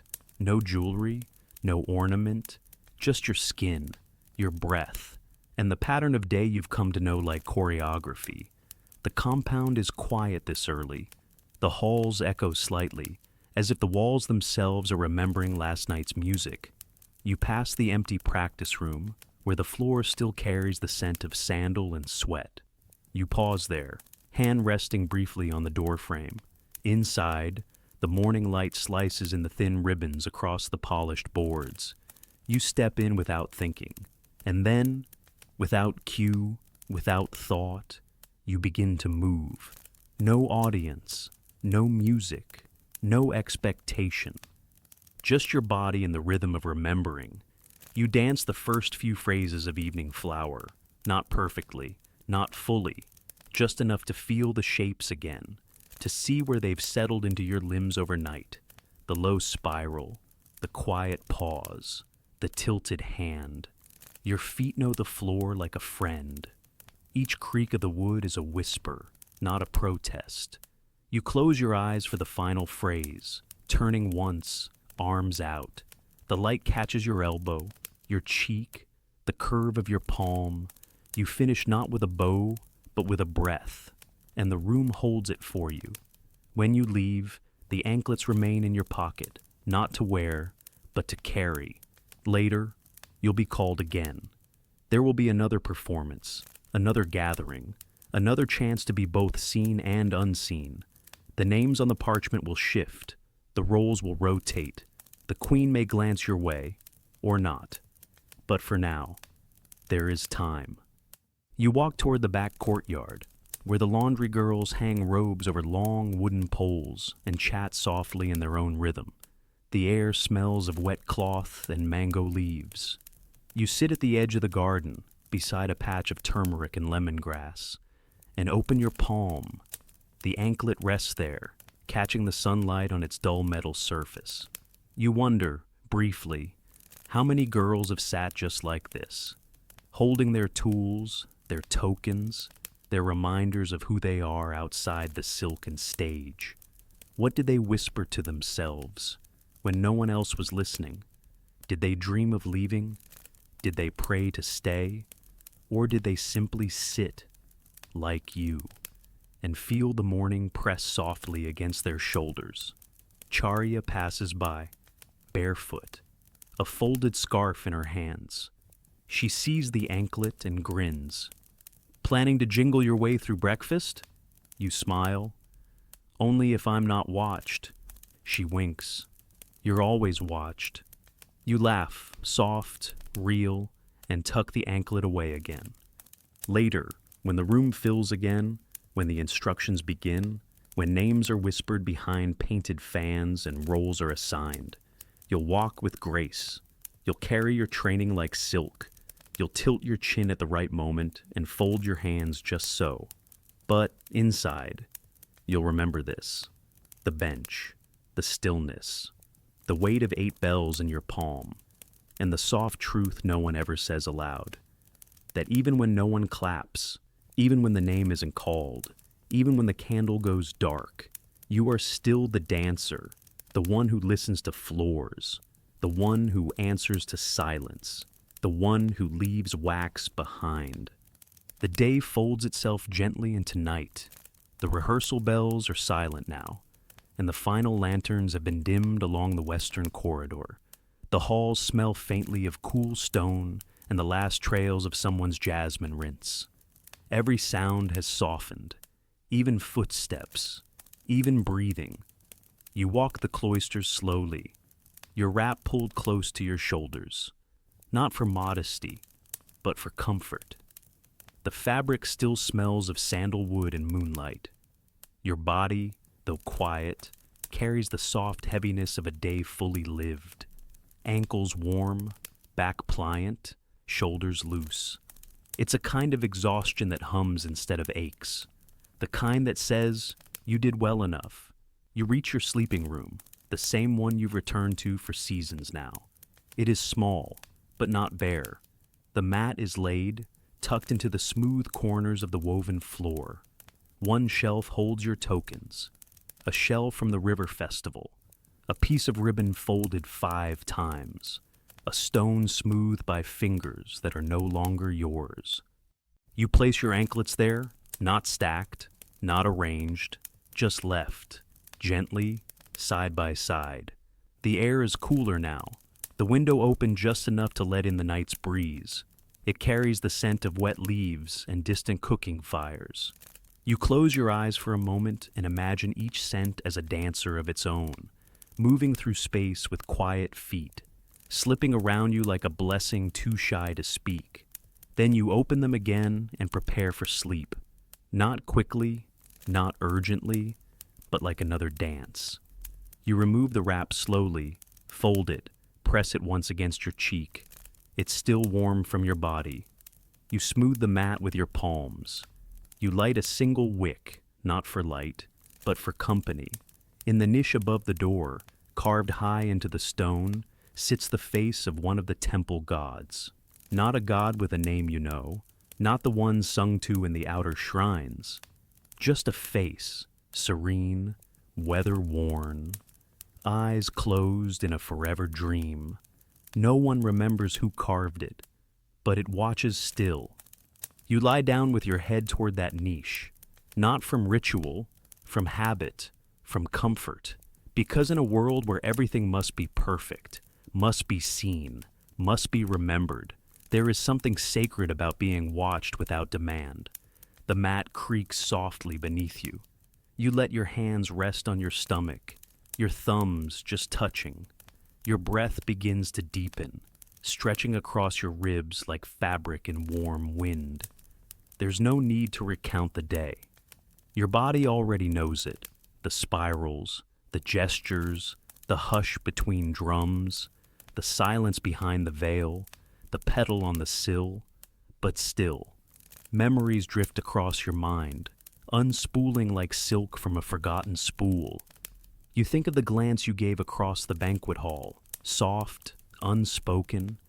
You think of the breath you held during the pause in evening flower, the moment when you felt the entire room waiting, not for you, but for what you would choose to do next.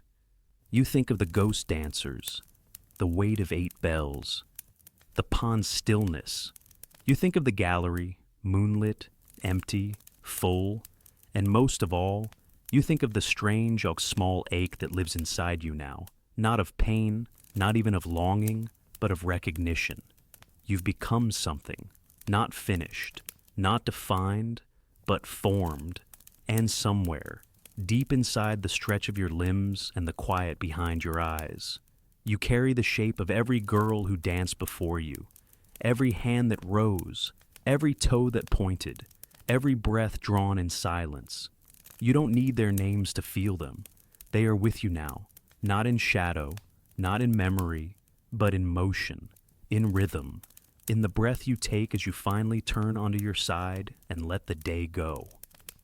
Outside, the frogs begin their song, not loud, just enough to mark the time.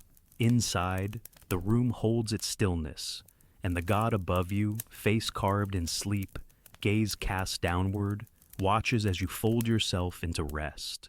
You wonder, briefly, if the god dreams. If the stone remembers your movements, the way the floor does. If the walls carry the echoes of your laughter, your sorrow, your small joys hidden between ribbons and routines. You don't know, but the not knowing feels gentle, and that, tonight, is enough.